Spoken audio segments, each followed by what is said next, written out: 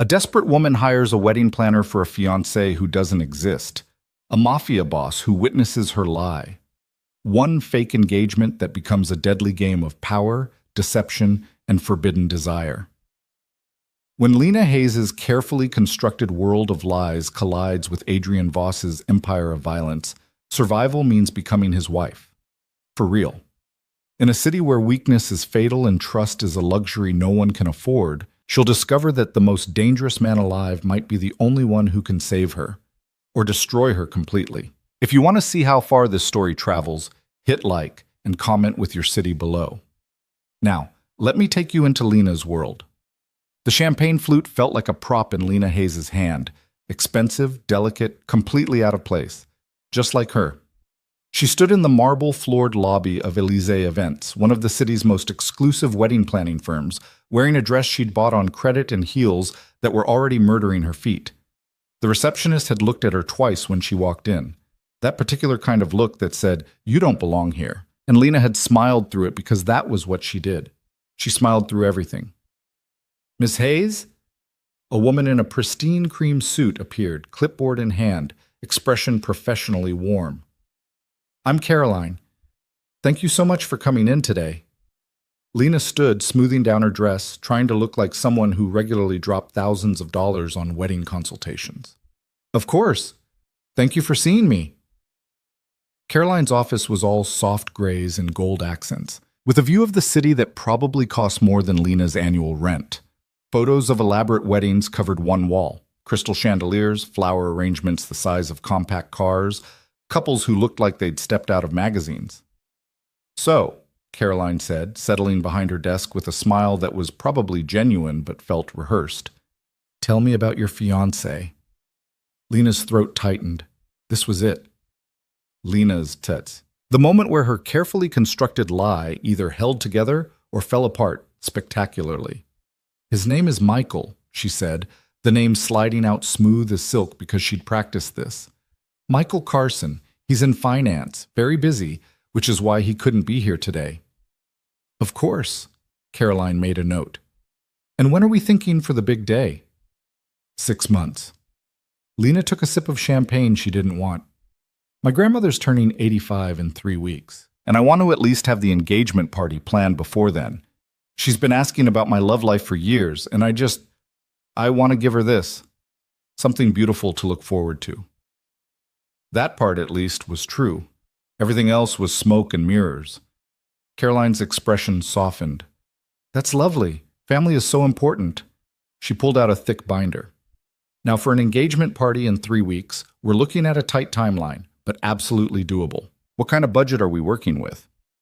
Lena had researched this, knew the right numbers to throw out to sound credible without being absurd. "Around 15,000 for the engagement party. The wedding itself, we're thinking closer to 75. She watched Caroline's face, looking for any sign of skepticism, but the wedding planner just nodded, already flipping through vendor lists. "Wonderful. That gives us some excellent options. Tell me, what's your vision? Classic? Modern? Romantic?" For the next hour, Lena spun a fantasy. She described a fiancé who didn't exist, a love story that had never happened, a future that was nothing but carefully constructed fiction. Michael loved her in blue. Michael wanted a small ceremony, intimate, just close friends and family. Michael was traditional, wanted everything perfect, wanted to make her grandmother happy. Michael was a ghost, and Lena was exhausted from keeping him alive. "This all sounds perfect," Caroline said finally, sliding a contract across the desk. "I just need a signature and the deposit, 5,000 to get started, and we can begin making your dream engagement party a reality." Lena stared at the contract. $5,000 she didn't have. For a party celebrating a man who didn't exist. For a grandmother who deserved better than lies but was getting them anyway because Lena was too proud, too ashamed, too tired of being the family disappointment. Her hand moved before her brain could stop it, signing her name in neat, practiced loops. "I'll have the deposit wired tomorrow," she said, standing before Caroline could ask questions. "Thank you so much for your time." Outside, the city hit her like a wall. Noise, exhaust, the particular kind of chaos that made you feel both invisible and exposed. Lena walked 3 blocks before she let herself stop, leaning against a building, closing her eyes. What the hell was she doing? Her phone buzzed. A text from her mother. Can't wait to meet Michael at Grandma's party. She's so excited. You've made her so happy, sweetheart. Lena wanted to scream. Instead, she typed back, Me too. See you soon. The lie was getting bigger. Soon it would be too big to control, too big to walk back from. But what was the alternative? Show up alone to her grandmother's 85th birthday and admit that at 32, she was still single, still struggling, still the granddaughter who couldn't get her life together while her siblings thrived?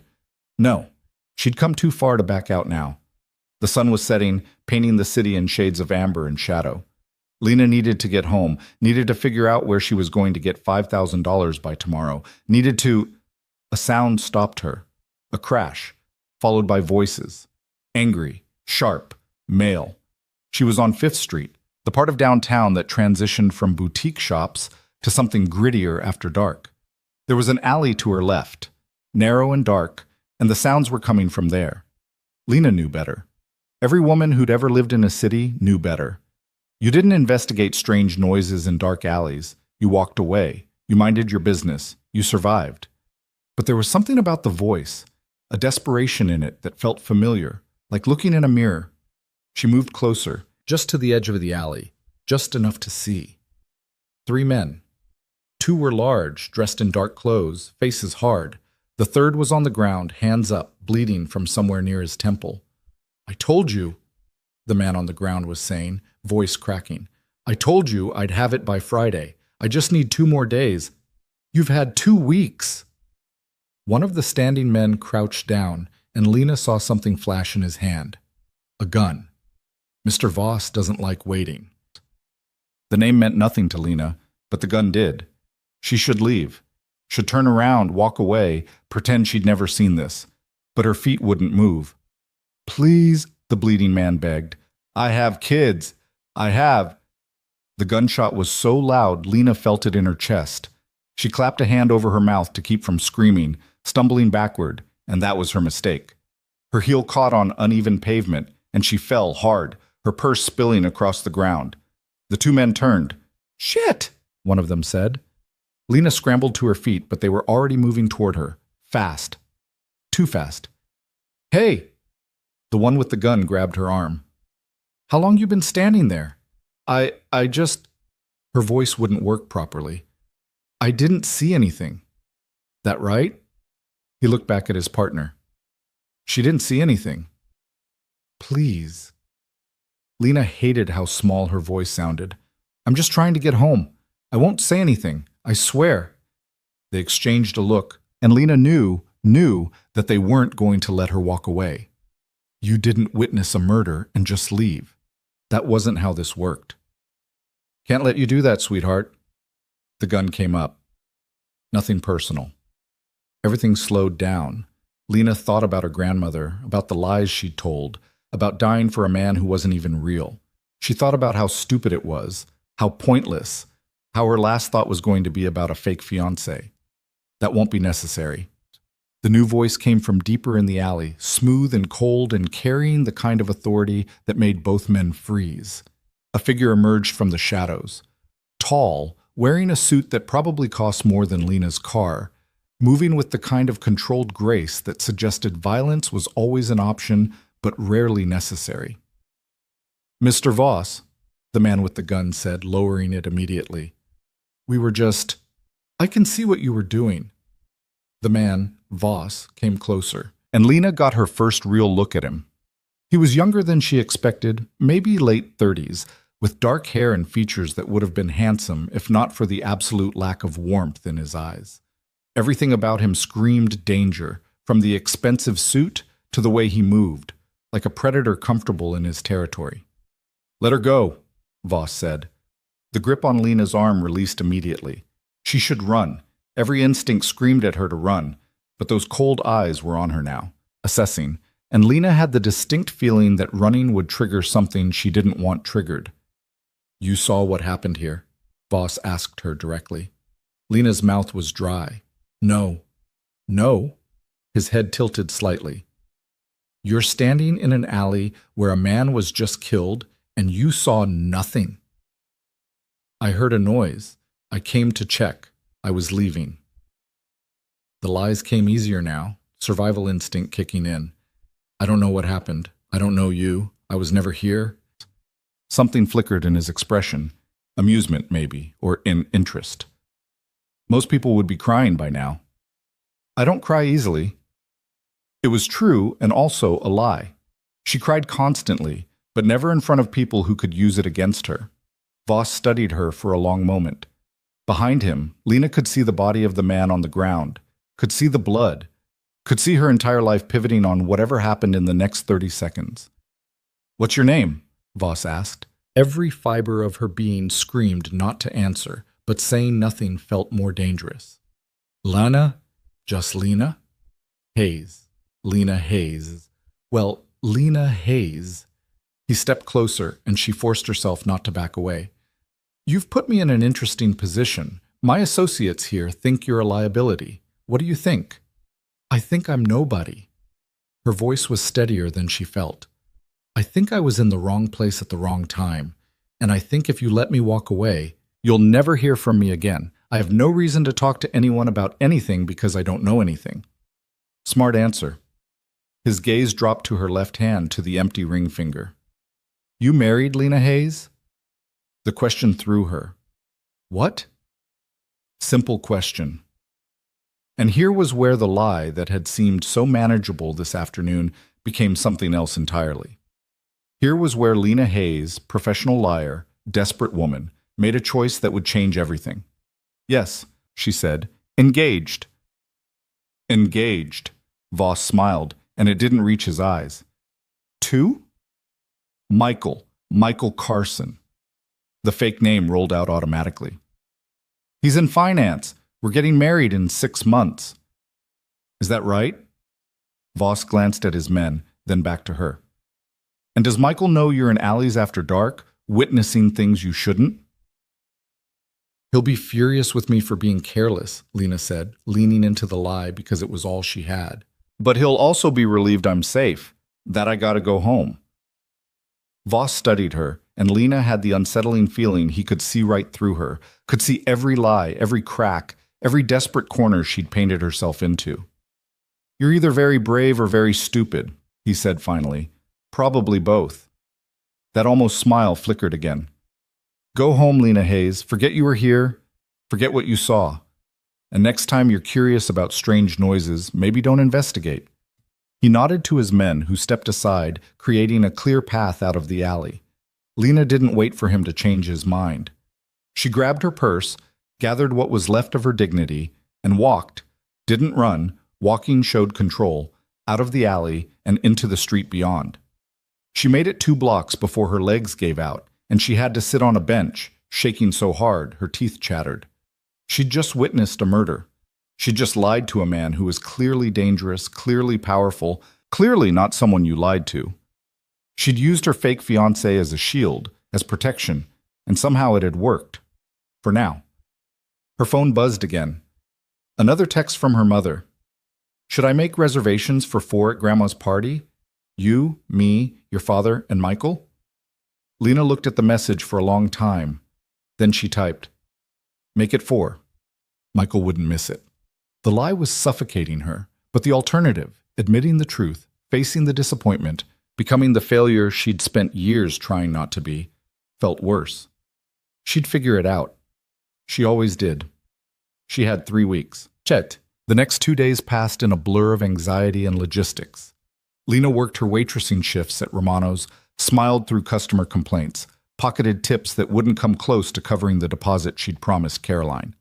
She avoided phone calls from her mother, sent cheerful texts about wedding planning, and tried not to think about the man in the alley, the gunshot, the cold-eyed stranger in the expensive suit, Adrian Voss. She'd looked him up, of course she had. The internet had surprisingly little concrete information, just whispers and implications. Real estate developer, the articles said. Philanthropist. Connected. The photos showed him at charity galas, ribbon-cutting ceremonies, always in those perfect suits, always with that same controlled expression. But the forums, the Reddit threads, the comment sections, those told a different story. Those used words like dangerous and untouchable, and don't cross him. Lena had witnessed a murder committed by his men. She'd lied to his face. And somehow she'd walked away. She needed to forget it. Move on. Focus on her own increasingly complicated disaster of a situation.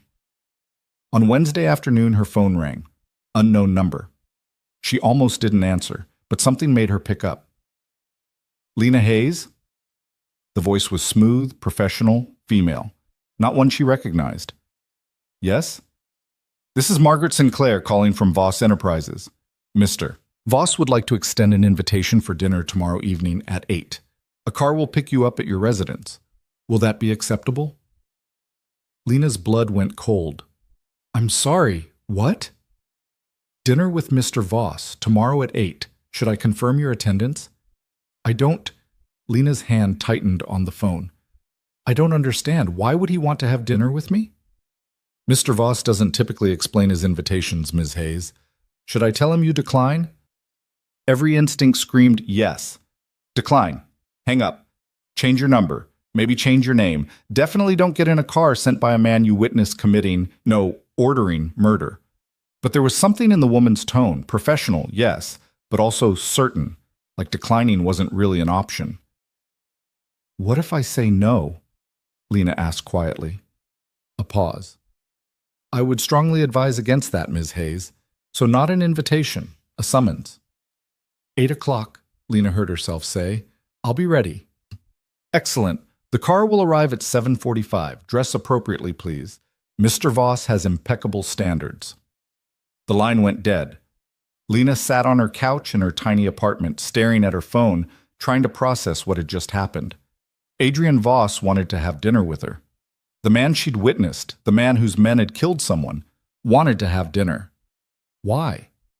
She pulled up his photo again, studied that cold, handsome face, tried to remember the moment in the alley, the way he'd looked at her, the questions he'd asked.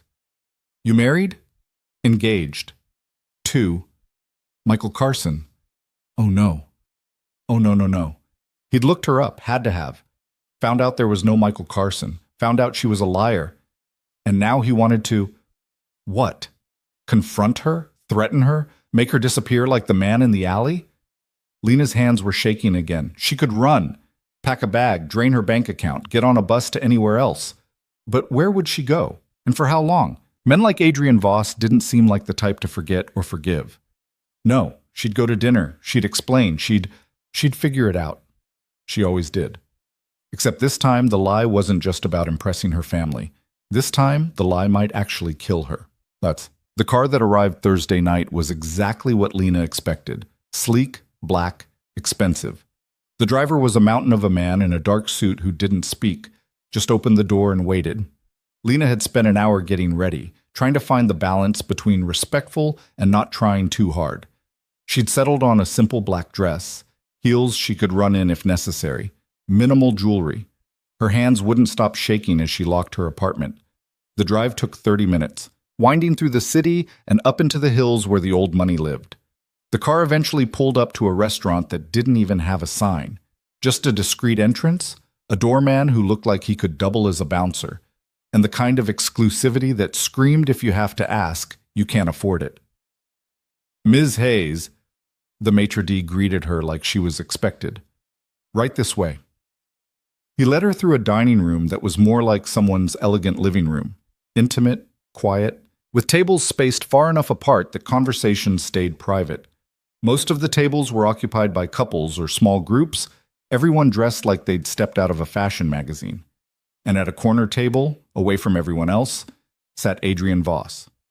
He stood when she approached. Good manners, she thought absurdly. The man ordered murders but had good table manners. Lena. He gestured to the chair across from him. Thank you for joining me. Did I have a choice?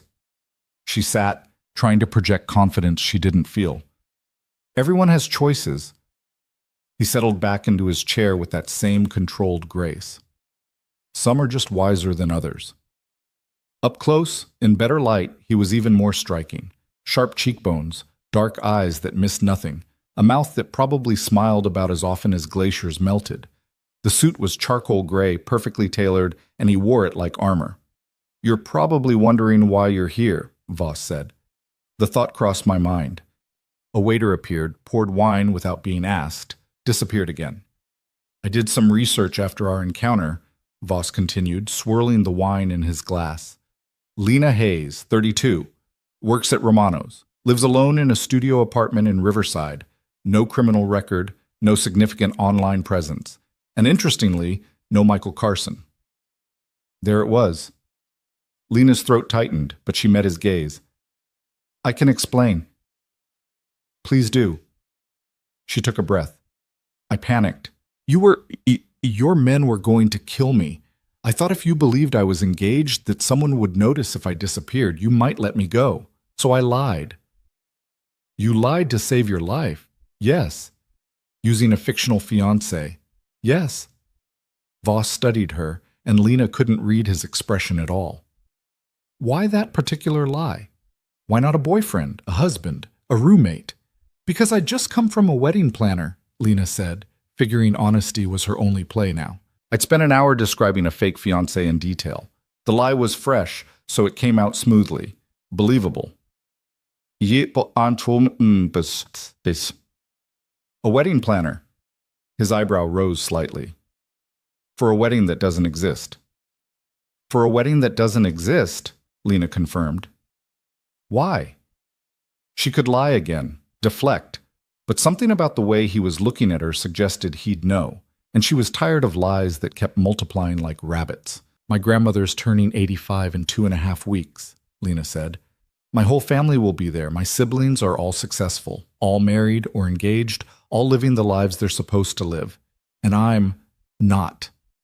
I'm the disappointment, the one who couldn't get it together. And I'm tired of seeing that look in my grandmother's eyes every time she asks about my love life. So I told everyone I was engaged, and then I had to actually plan an engagement party to make it convincing. And now I'm $5,000 in debt for a party celebrating a man who doesn't exist, and I don't know how to get out of it. The words tumbled out, more honest than she'd been in months. Maybe it was the wine. Maybe it was the absurdity of the situation. Maybe it was knowing that lying further wouldn't help. Voss was quiet for a long moment. Then he said, That's either very sad or very entertaining. It's both. Your family doesn't know? No one knows. Lena took a sip of wine. Well, the wedding planner knows, but she thinks it's real. And now I'm here, having dinner with the man whose crime I witnessed, confessing all my lies because apparently I have a death wish. You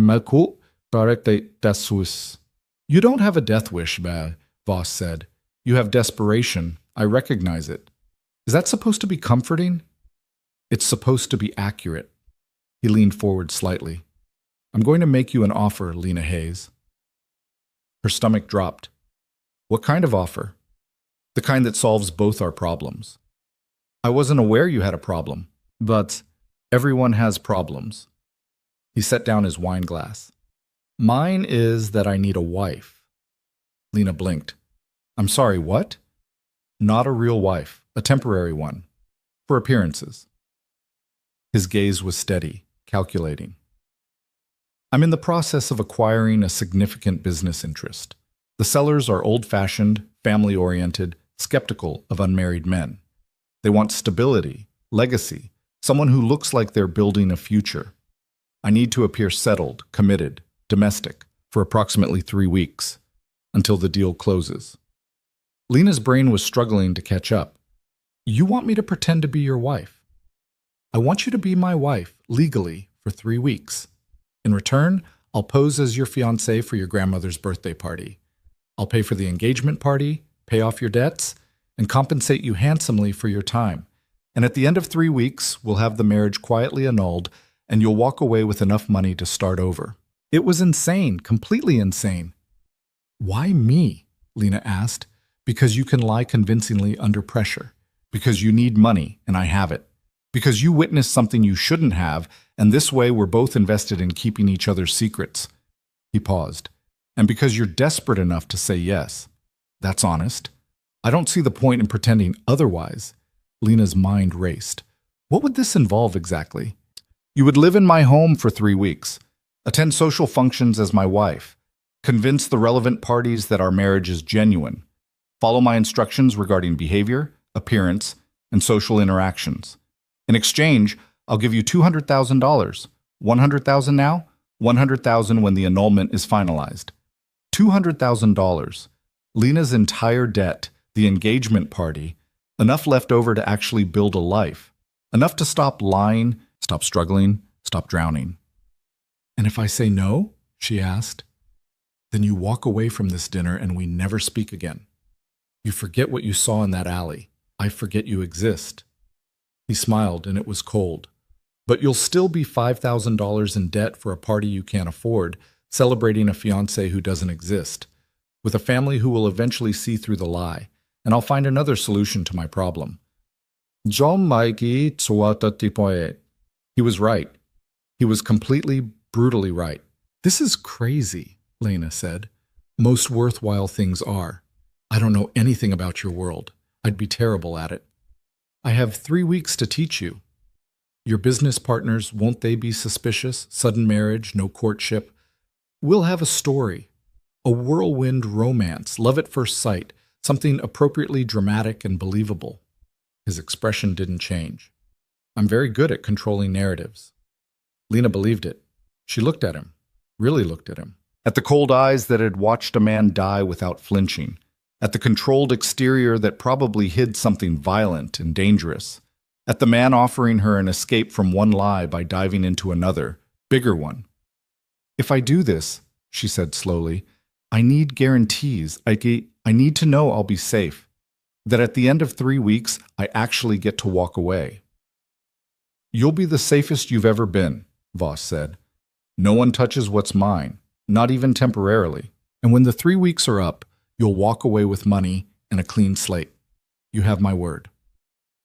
Was is the word of a man I watched order a murder. The word of a man who keeps his promises. He extended his hand across the table. Do we have a deal, Lena Hayes? She should say no, should walk away, should figure out literally any other solution to her problems. But $200,000, 3 weeks, a chance to make her grandmother happy, to stop lying to her family, to actually have a future that wasn't built on debt and desperation. Lena shook his hand. His grip was firm, cool, and for just a moment she felt the strength in it, the power barely contained beneath the civilized surface. We have a deal, she said. Excellent.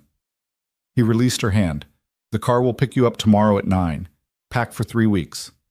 Bring anything you'll need. Someone will handle closing out your apartment, settling your outstanding bills. You won't need to go back there. Tomorrow? Lena's head spun. That's fast. I don't believe in wasting time.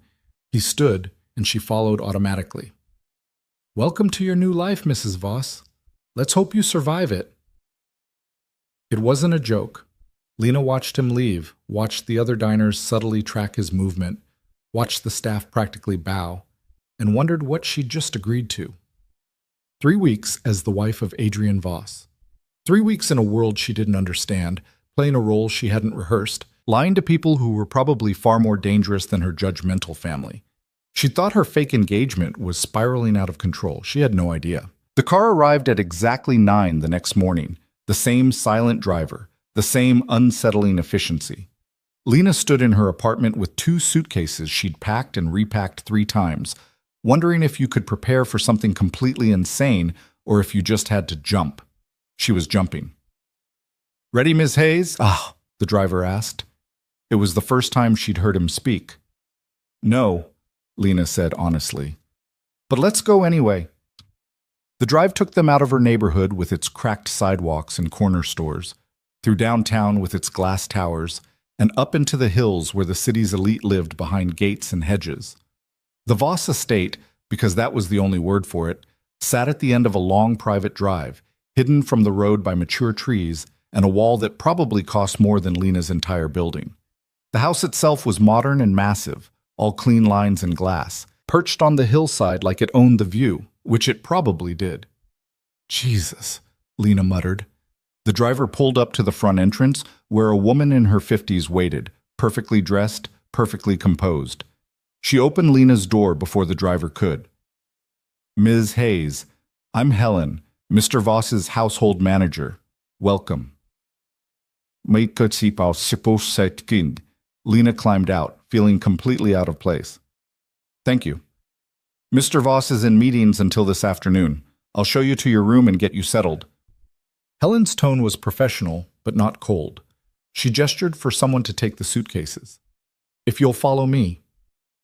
The interior was exactly what Lena expected. Expensive, minimalist, intimidating. High ceilings, art that was probably worth more than she'd make in a lifetime, furniture that looked like it belonged in a museum. Everything was shades of white, gray, and black. Clean, controlled, cold. Helen led her up a sweeping staircase to the second floor, down a hallway lined with closed doors to a room at the end. This will be yours, Helen said, opening the door. The bedroom was bigger than Lena's entire apartment. King-sized bed, sitting area, floor-to-ceiling windows overlooking the city, a bathroom that could fit her old kitchen twice over. Everything was pristine, untouched, like a hotel room waiting for its first guest. Mr. Voss's room is across the hall, Helen continued. For appearances, you'll need to share space occasionally when we have visitors, but otherwise, this is your private area. There's a closet through that door. Someone will be by this afternoon to take your measurements for appropriate clothing. Appropriate clothing? Lena repeated. Mr. Voss has certain standards for public appearances. You'll need a wardrobe that reflects your new position. Helen's expression softened slightly. I understand this is overwhelming, but Mr. Voss has given very clear instructions that you're to be treated as his wife in every respect. Anything you need, you ask me. Understood? Lena nodded, not trusting her voice. Good. Lunch will be at 1 in the dining room. Someone will come get you. In the meantime, make yourself comfortable. Unpack. There's an information packet on the desk with basics. Wi-Fi password, house layout, emergency contacts. Take your time. Helen left, closing the door quietly behind her. Lena stood in the middle of the enormous room and tried not to panic. This was real. She'd actually done this. She'd agreed to marry a man she'd met twice, a man who'd ordered someone killed, a man who probably had more secrets than she could imagine. For money. For 3 weeks. For a lie that had gotten so big it had swallowed her whole. Her phone buzzed. Her mother. Can't wait for you to bring Michael to Grandma's party. Have you picked out your dress yet? Lena typed back, still deciding. See you soon. Another lie. But at least this one would technically come true. She would bring Michael. Except his name was Adrian, and he was terrifying, and her family had no idea what they were about to walk into. She unpacked mechanically, hanging her pathetic wardrobe in a closet the size of her old bedroom. Her clothes looked sad against all that empty space, like they knew they didn't belong. At 1 o'clock sharp, a young woman knocked on her door. Ms. Hayes, lunch is ready. The dining room could have seated 20 people easily. Instead, there was one place setting at the end of a table that went on forever. One chair, one glass of water, one plate of food that looked like it came from a restaurant. Lena ate alone, in silence, in a house that felt more like a mausoleum than a home. She was finishing when footsteps echoed from the hallway. Adrian Voss appeared in the doorway, still in a suit, phone in his hand. You settled in? He asked, not really looking at her. As much as possible. He glanced up, and for the first time she saw him in his own space. He fit here, in this cold, controlled environment. He probably designed it. Good. We need to go over some things. He gestured for her to follow him. His office was down another hallway, all dark wood and leather, with a desk that probably weighed more than Lena. He motioned for her to sit, then pulled out a folder. First, the legal part. He slid papers across the desk. Marriage license, prenuptial agreement, non-disclosure agreement. Read them. Sign them. My attorney will witness. Lena picked up the prenup, scanning the dense legal language. This says I get nothing if the marriage ends due to infidelity or criminal activity on my part. Standard protection. This says you retain all assets acquired before, during, and after the marriage. Also standard. This says I can't speak to media, write a book, or discuss any aspect of our arrangement for 10 years after the annulment. I value my privacy. Lena set down the papers. You really trust no one, do you? Trust is for people who can afford mistakes. Adrian leaned back in his chair. I can't. Sign the papers, Lena. You agreed to this. She did. She signed everything, watched his attorney, a severe woman who appeared from nowhere, witness and notarize, watched the documents disappear back into the folder. Now the story, Adrian said. We met 6 months ago at a charity gala. You were waitressing. I was bored. We talked, exchanged numbers, started seeing each other quietly. 3 weeks ago, I proposed. You said yes. We're keeping it private because I don't like media attention and you're not comfortable with publicity. Simple, consistent, hard to disprove. What if someone asked details? What I was wearing, what you said, make it up, keep it vague. It was perfect works better than specifics anyway. He pulled out another folder. These are the people you need to know. Study them. Names, faces, relationships, businesses. The Castellanos are the family I'm negotiating with. Antonio is the patriarch. Maria is his wife. Their son Marco runs day-to-day operations. They're traditional, Catholic, family-focused. They need to believe we're solid. Lena flipped through photos of people she'd never met, trying to memorize faces. When do I meet them? Tomorrow night, dinner at their home. You'll be charming, demure, appropriately affectionate. You'll convince them that I'm a changed man, settling down, ready for the responsibilities that come with their partnership. And what if I can't? Adrian's gaze was flat. Then we both lose, and you don't get paid. So I suggest you can. Lena's jaw tightened.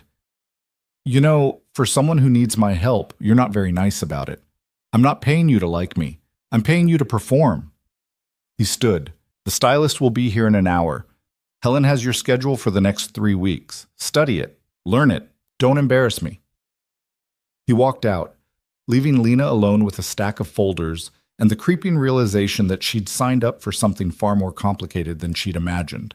The stylist turned out to be 3 people, a woman named Simone, who looked Lena up and down like she was a project, and 2 assistants who took measurements, notes, and photos with ruthless efficiency.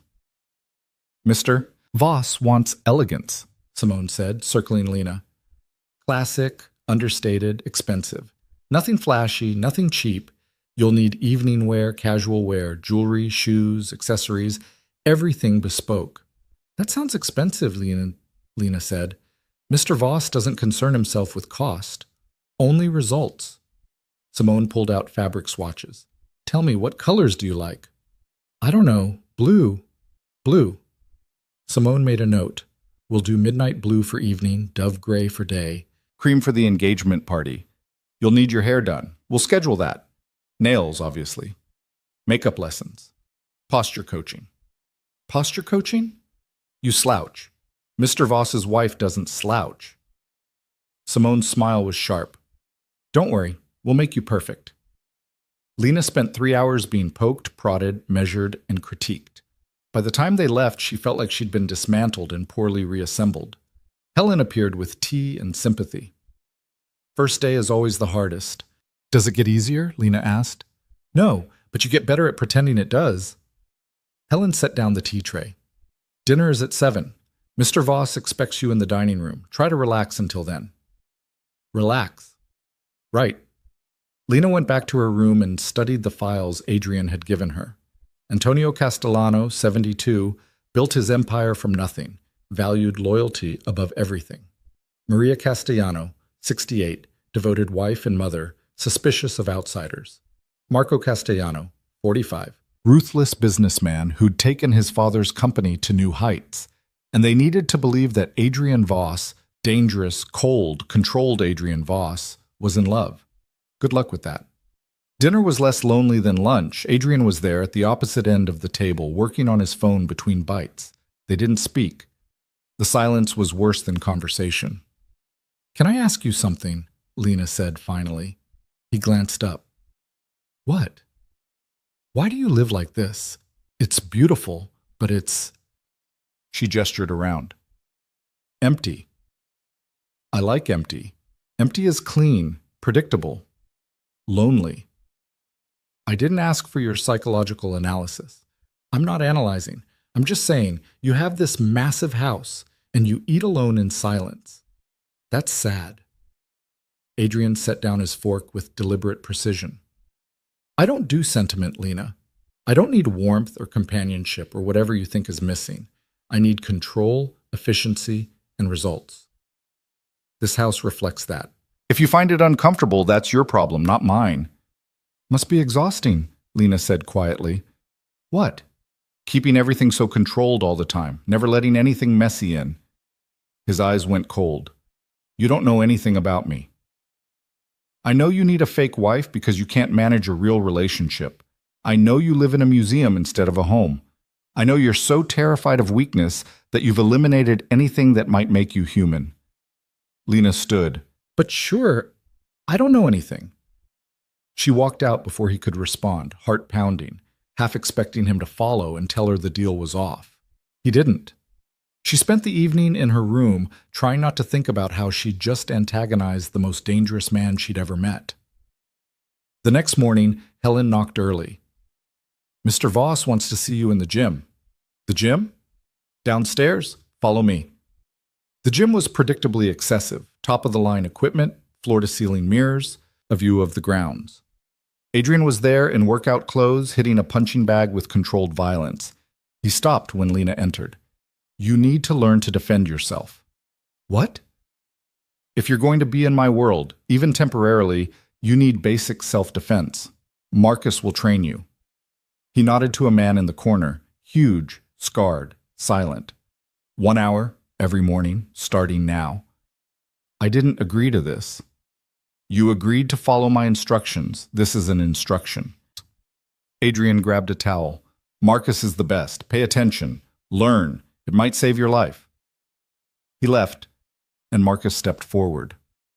We'll start simple, he said, voice surprisingly gentle. Basic strikes. How to break a grip. How to run effectively. Nothing fancy. Just practical. The hour was brutal. Lena learned how to punch without breaking her thumb, how to use her weight against someone bigger, how to target vulnerable spots.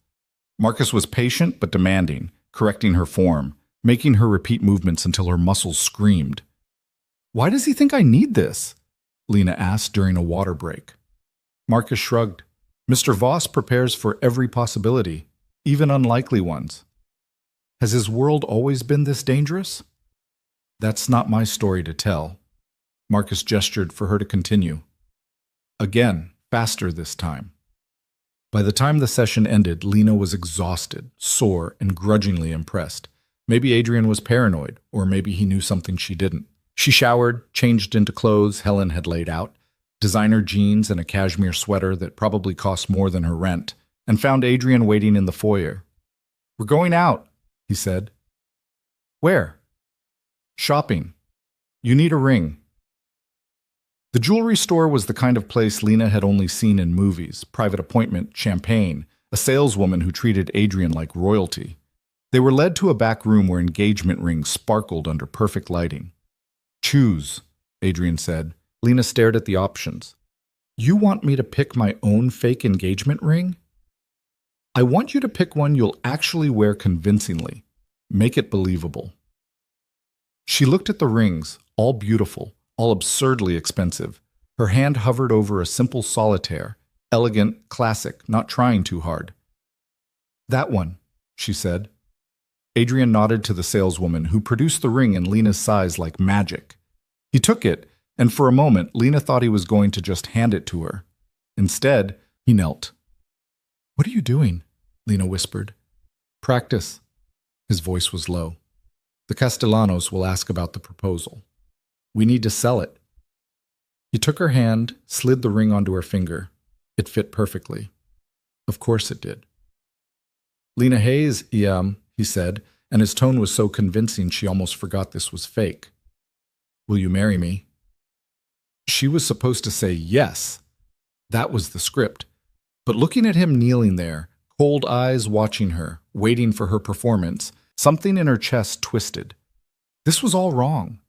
This beautiful moment, this expensive ring, this man who felt nothing, it was all a transaction. Yes, she said, because that was her job. He stood, and the saleswoman applauded like this was real. Adrian paid cash, didn't even ask the price, and they left with Lena wearing a ring that probably cost more than her car. In the car, She twisted it on her finger. How much was this? Does it matter? I'm wearing someone's yearly salary on my hand. Yes, it matters. Then don't lose it. He was back to his phone, already detached from the moment. Tonight is important. The Castellanos are traditional, Maria especially. She'll be watching you, judging you, looking for cracks. Don't give her any. And if she asks about our relationship, tell her we're in love. Use details from our story. Be warm, but not overeager. Touch me occasionally, casual, natural, like you've done it 1,000 times. I've never touched you. Adrian glanced up. Then tonight will be your debut. Make it convincing. They spent the afternoon rehearsing. Adrian was a brutal director, correcting her posture, her tone, her expressions. He made her practice walking into a room with him, sitting beside him, laughing at things he said. It felt like theater, except the audience could kill them if they didn't believe the performance. "You're too stiff," he said after the 5th run-through. "Relax." "I can't relax when you're critiquing every breath I take. Then learn to perform under pressure. That's the job." Lena wanted to throw something at him. Instead, she took a breath and tried again. By the time they were ready to leave for the Castellanos, Lena was wearing a midnight blue dress that Simone had somehow produced in 24 hours, heels that made her 3 inches taller, and makeup that made her look like someone who belonged in Adrian's world. "Better," Adrian said when she came downstairs. "That's the nicest thing you've said to me. Don't get used to it." The Castellano home was in the same exclusive neighborhood, but where Adrian's house was modern and cold, theirs was warm. Mediterranean-style architecture, terracotta tiles, lights glowing from windows. Lena could hear laughter from inside as they approached. "Remember," Adrian said quietly, his hand settling on her lower back. "We're in love, newly engaged, happy. Can you do happy?" "I can fake anything," Lena said. "That's why you hired me." His hand pressed slightly harder against her back.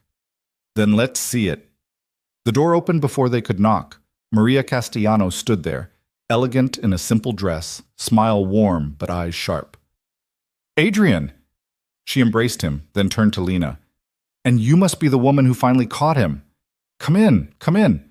Inside was chaos in the best way, kids running around, adults talking loudly, food smells from the kitchen, family photos covering every surface. It was everything Adrian's house wasn't. Antonio appeared, bear-hugging Adrian like an old friend. "About time you settled down, boy. Thought you were going to die alone in that fortress of yours." "I had to find the right woman," Adrian said smoothly, pulling Lena close. "Maria, Antonio, this is Lena, my fiancé." Lena smiled, let Maria kiss her cheek, shook Antonio's hand. "Thank you so much for having us." "Having you? You're family now." Maria linked arms with Lena. "Come, let me show you off. Everyone's dying to meet the woman who tamed Adrian Voss." They were swept into the living room, introduced to cousins and siblings and children whose names Lena immediately forgot. Everyone wanted to know the story, how they met, when he proposed, when the wedding would be. Adrian was perfect. He smiled, laughed at the right moments, kept his hand on Lena's waist or shoulder or back, creating the illusion of casual intimacy. When Maria asked about the proposal, he told the story they'd rehearsed with just enough detail to sound genuine. "He got down on one knee in the middle of this exclusive jewelry store," Lena added, playing her part. "I thought he was insane."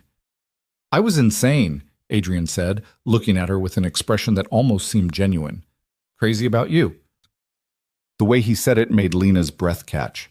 He was good, too good. For a moment she almost believed him. Dinner was loud, warm, everything Lena's own family dinners never were. They sat squeezed together at a table that was too small for the number of people, passing dishes, talking over each other, laughing. Adrian's hand rested on her thigh under the table, possessive and warm, and Lena wondered if he even noticed he was doing it, or if it was all performance. "You make him happy," Maria said quietly, leaning close to Lena while the men argued about business. "I can see it. He's different with you." Lena's throat tightened. "He makes me happy too." It should have been easy to say. It was the script. But something about lying to this warm, genuine woman made her feel sick. After dinner, the men disappeared to Antonio's study to talk business. Maria pulled Lena into the kitchen under the guise of helping with dessert. "Can I ask you something, dear?" Maria's tone was gentle but probing. "Do you love him?" Lena's hand stilled on the plate she was drying. "Yes?" "I don't mean the pretty story you tell people. I mean really. Do you love him? Because Adrian, he's complicated, damaged maybe. He needs someone who sees past all that control, all that ice, someone who can reach him." Lena met Maria's eyes and saw real concern there, maternal worry for a man who probably didn't want it or deserve it. "I see him," Lena said quietly, and it wasn't entirely a lie. She did see Adrian, saw the loneliness he denied, the control he clung to, the walls he'd built so high nothing could get through. "I know what I'm getting into." Maria smiled, squeezed her hand. "Good. He needs you, whether he admits it or not." When they rejoined the men, Antonio was laughing, Adrian was smiling, actually smiling, and Lena realized this was the deal being closed. This dinner, this performance, this lie they were selling so convincingly that even she was starting to believe parts of it. They left late, Maria hugging them both, Antonio making Adrian promise to bring Lena back soon. In the car, the silence felt different, less hostile, more exhausted. "You did well," Adrian said finally. "So did you. Very convincing. It's not over. They'll want to see us again, multiple times. Can you sustain it?" Lena looked at the ring on her finger, catching light from passing streetlights. "I sustained a fake fiancé for weeks. I can sustain a fake husband. It's not the same." "Why?" "Because this one's real on paper. Because this one matters more." Adrian's jaw was tight. "If they see through this, I lose everything. So, yes, it matters more." "And what do I lose?" Lena asked quietly. He glanced at her. "Your payout. Your fresh start. Same as me." But it didn't feel the same because Adrian would survive losing a business deal. He had money, power, options. What did Lena have? A fake engagement party? A family built on lies? And 3 weeks pretending to be someone she wasn't for a man who'd never be real. Back at the house, she kicked off her heels in the foyer, immediately 4 inches shorter. "That was exhausting," she said. "You'll get used to it." "Will I? Or will I just get better at faking it?" Adrian looked at her for a long moment. "Does the difference matter?" Lena didn't have an answer. She went upstairs, peeled off the expensive dress, scrubbed off the makeup. In the mirror, she looked like herself again, tired, uncertain, drowning in lies so deep she couldn't see the surface anymore. Her phone buzzed. Her mother.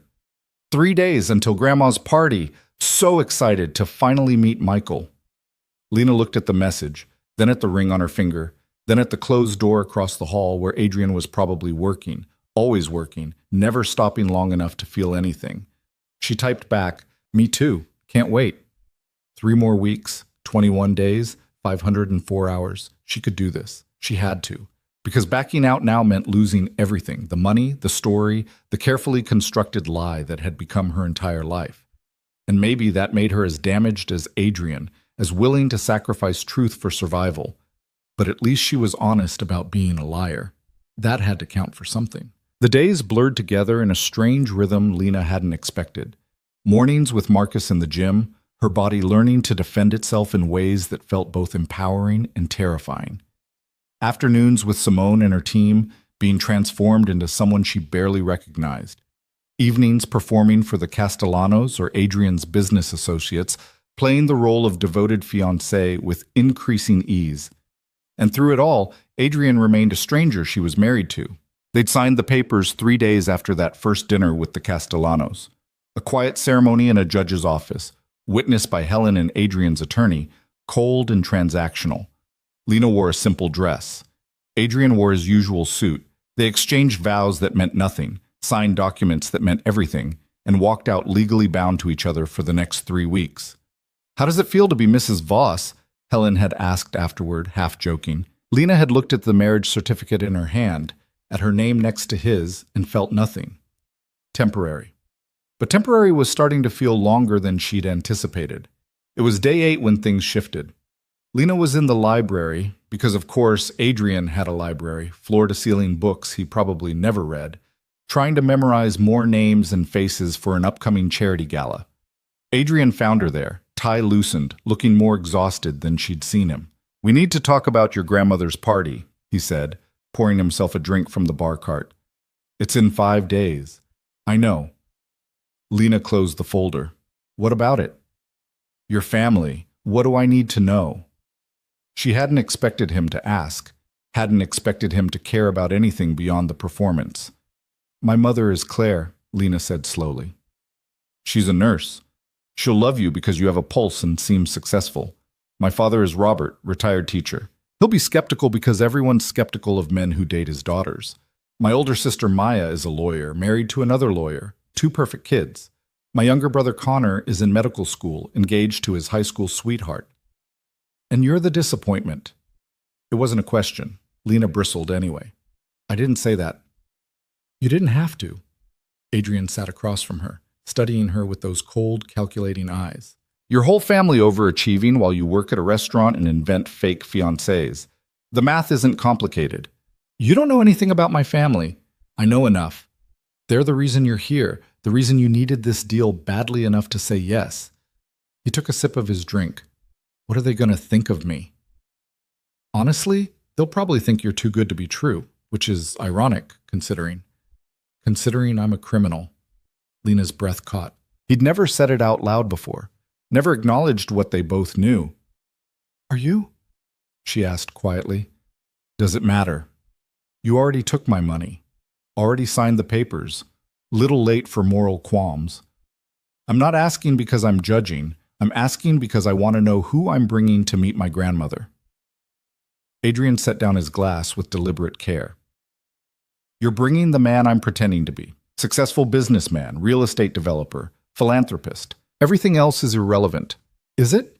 "Because my grandmother has spent 85 years reading people. She'll know if something's off." "Then make sure nothing's off." His tone turned sharp. "That's your job, Lena. Sell the story. Make them believe. I'll play my part. You play yours." He stood to leave, and Lena found herself speaking before she could stop herself. "Do you ever get tired of it?" Adrian paused. "Tired of what?" "Performing. Pretending. Never letting anyone see who you actually are." For a moment, something flickered across his face. Recognition, maybe, or pain quickly buried. Then it was gone, replaced by that familiar cold mask. "I don't have the luxury of being tired," he said. "Neither do you. The gala is tomorrow night. Be ready." He walked out, leaving Lena alone with her folders and her questions, and the growing sense that Adrian Voss was far more damaged than dangerous. The gala was exactly what Lena expected. Excessive wealth dressed up as charity, people in designer gowns pretending to care about causes while networking and posturing. Simone had put her in an emerald green dress that clung in ways that made Lena self-conscious, until she saw Adrian's reaction when she came downstairs. He'd stopped mid-sentence on a phone call just for a second, eyes tracking over her before he recovered and finished his conversation. "You look acceptable," he'd said after hanging up. "You look tolerable yourself," Lena had shot back. In the car, he'd briefed her again. Names, faces, who to impress, who to avoid. Lena's head spun with information, but she nodded along, trying to absorb it all. The venue was a museum, temporarily closed to the public for this private event. Chandeliers dripped crystal. Champagne flowed. A string quartet played in the corner. Lena felt like she'd stepped into someone else's life. "Stay close," Adrian murmured as they entered. "Smile. Look adoring. Let me do most of the talking." They made their rounds. Adrian introduced her as his wife, still strange to hear, and Lena played her part. She laughed at appropriate moments, touched his arm with casual affection, let him guide her through conversations with his hand on her lower back. And somewhere in the middle of it all, she realized she was getting good at this. Too good. The lies came easier now. The performance felt natural. She was becoming the woman she was pretending to be. "Adrian Voss!" A man approached, older, heavy-set, smile too wide. "Heard you finally settled down. Didn't believe it until now." "Thomas?" Adrian's handshake was firm but brief. This is my wife, Lena. Wife, congratulations! Thomas's eyes raked over Lena in a way that made her skin crawl. Lucky man. Very lucky. Adrian's hand tightened on her waist. I'm aware. They extracted themselves quickly, and Lena felt Adrian's tension radiating through his touch. Friend of yours? She asked quietly. Business associate, nothing more. He looked at me like I was dessert. He looks at everyone like that. Ignore him. But as the evening wore on, Lena noticed Thomas watching them, watching her specifically. It made her uneasy in ways she couldn't articulate. She was getting champagne from the bar when he appeared beside her. Lena, right? His smile was all teeth. Must be quite a change, going from whatever you did before to all this. I'm sorry? No judgment. Adrian's known for upgrading, just making conversation. Lena's jaw tightened. I should get back to my husband. Of course, of course. Thomas leaned closer, and she smelled whiskey on his breath. Just a friendly warning, sweetheart. Adrian Voss isn't what he seems. That charity work, that clean reputation, it's all smoke. You seem nice. Too nice for his world. Watch yourself.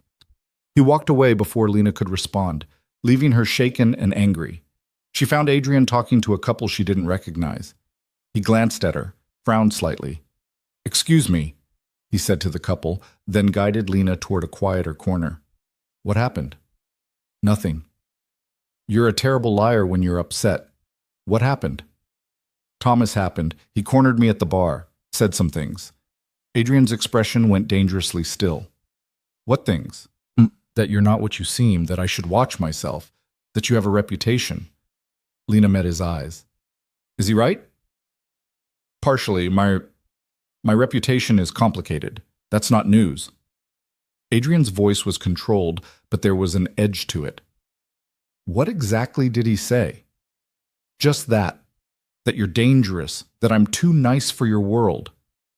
You are too nice for my world. Adrian's hand came up, cupping her face in a gesture that looked tender but felt calculated.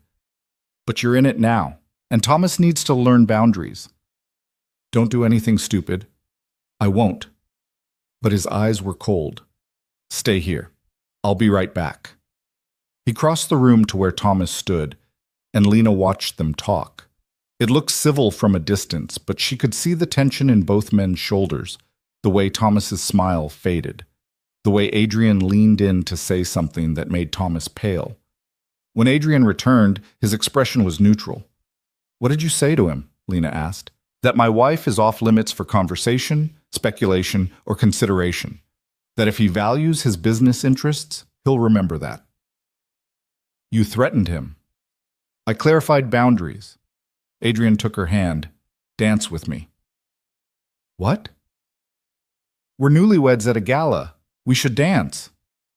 He led her to the dance floor before she could protest, pulling her close as the quartet shifted to something slow and romantic. His hand settled on her waist, hers on his shoulder, and they moved together with the awkwardness of two people who'd never done this before. You're tense, Adrian murmured. You just threatened a man for talking to me. I protected what's mine. There's a difference. I'm not yours. This is temporary, remember? His hand tightened slightly. For the next 2 weeks, you are mine. That's the agreement. People need to believe it, which means I need to act like it. And after? When we annul this and go our separate ways? After doesn't matter right now. But it did matter. It mattered more than Lena wanted to admit, because somewhere in the past week, between the training sessions and the dinner parties and the quiet moments in that cold house, she'd started to see Adrian as something more than the dangerous stranger she'd married. She'd started to see his loneliness, his control born from fear, not strength, the way he never quite relaxed, never quite trusted, never quite let anyone close enough to hurt him. And worse, she'd started to care. You're staring, Adrian said. I'm trying to figure you out. Don't bother, I'm not that complicated. Yes, you are. You're the most complicated person I've ever met. Lena's voice was quiet. You live in that fortress of a house. You keep everyone at arm's length. You've built this entire empire on control, but you're lonely.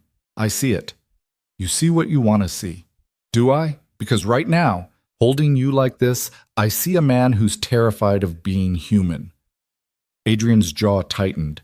You don't know what you're talking about. Then tell me I'm wrong. Tell me you're not lonely. Tell me you don't wish, even just a little, that this was real. The music swelled around them. Other couples danced, oblivious, and Adrian looked at her with something that might have been vulnerability if he'd let it show. It can't be real, he said finally. Real is messy, unpredictable, dangerous. And your world isn't? My world is controlled danger. That's different. The song ended. Adrian released her, stepping back, and the moment shattered. We should go, he said. Early morning tomorrow. In the car they didn't speak. The silence felt heavier than before, weighted with things unsaid. Lena twisted the ring on her finger, feeling its presence like a brand. Back at the house, she headed for the stairs, but Adrian's voice stopped her. Lena, she turned. Thank you. For tonight. You played your part well. So did you. They stood there in the foyer, husband and wife who weren't, strangers who were becoming something neither wanted to name. Good night, Adrian. Good night. Lena climbed the stairs, went to her room, closed the door. She could hear him moving around downstairs, then eventually his footsteps in the hallway, his door closing across from hers. She lay in bed, staring at the ceiling, wondering how you were supposed to sleep when your fake marriage was starting to feel more real than anything you'd ever had. The next morning brought her grandmother's party crashing back into focus. 4 days away. 4 days until she introduced Adrian to her family as Michael, until the lies she'd told her relatives collided with the lies she'd told Adrian's associates, until everything she'd built threatened to collapse. She was having breakfast alone. Adrian was already gone. Early meeting when Helen appeared with a package. This arrived for you, Mrs. Voss. Lena flinched at the name. What is it? I believe it's from Mr. Voss. Inside was a jewelry box. Inside that, a delicate bracelet, white gold, understated, beautiful, and a note in Adrian's precise handwriting, for tomorrow. It belonged to my mother. Wear it if you want. Lena stared at the bracelet, at the note, at this unexpected gesture from a man who claimed not to do sentiment. It was the first truly personal thing he'd given her. She put it on, feeling the weight of it, and wondered what it meant that Adrian Voss had just given her a piece of his past. Helen was watching her with something that might have been approval. It suits you. Did you know his mother? Lena asked. I've worked for Mr. Voss for 8 years. He never speaks of her. Helen paused. The fact that he gave you that, it's significant. Or he's just selling the story. Devoted husband, family heirlooms, all that. But Helen shook her head. Mr. Voss doesn't share things that matter. If he gave you that bracelet, it's because he trusts you with it, whatever his reasons. After Helen left, Lena sat alone with her coffee and her questions, looking at the bracelet catching morning light, trying to reconcile the cold, controlled man she'd married with someone who'd give away pieces of his mother's jewelry. Her phone rang. Her mother. Lena almost didn't answer, but avoiding it would only make things worse. Hi, Mom. Sweetheart, just confirming final details. The party's at 3 on Sunday at the Riverside Country Club. You and Michael are still coming, right? Wouldn't miss it. I can't wait to meet him. Your grandmother keeps asking about him. She's so happy you found someone. Her mother's voice was warm, genuine. You sound good, honey. Different, happier maybe. Lena's throat tightened. I'm good, Mom. Really good. They talked for a few more minutes, her mother chattering about menu choices and decorations and which relatives were coming. Lena made appropriate noises, agreed to everything, hung up feeling like she'd swallowed glass. She found Adrian in his office that evening, surrounded by papers, phone pressed to his ear. He glanced up when she entered, held up a finger for her to wait. I don't care what they're offering, he said into the phone. The terms aren't negotiable. They either accept or we walk. He listened. Good. Let me know when it's signed. He hung up, turned his attention to Lena. Problem? Just wanted to confirm Sunday. Party starts at 3, Riverside Country Club. It's my grandmother's 85th, so there'll be a lot of people. Extended family, friends, probably 200 guests. I'm aware I have it on my calendar. And you're still okay playing Michael? Adrian's expression didn't change. I agreed to the terms. I keep my agreements. Even if it means spending an afternoon with my judgmental family? I've spent afternoons with worse. He leaned back in his chair. What should I expect? Besides judgment. Lena sat across from him. My mother will love you because you exist and seem successful. My father will interrogate you about your intentions. Maya will analyze everything you say looking for red flags. Connor will be oblivious because he's Connor. And my grandmother, what about her? She'll see right through us if we're not careful. She's the sharpest person I know. Nothing gets past her. Then we'll be careful. Adrian's gaze was steady. We've convinced the Castellanos. We've convinced my business associates. We can convince your family. The Castellanos wanted to believe. My family will want to find flaws. Let them look. They won't find any. He stood, came around the desk. We've been doing this for over a week now, Lena. We know how to sell it. Your family won't be any different. They're everything different. They know me. They know when I'm lying. Then don't lie. Be yourself. Just yourself with me. His hand came up, tucking a strand of hair behind her ear in a gesture that looked practiced but felt too natural. They'll believe what they see. Make sure what they see is convincing.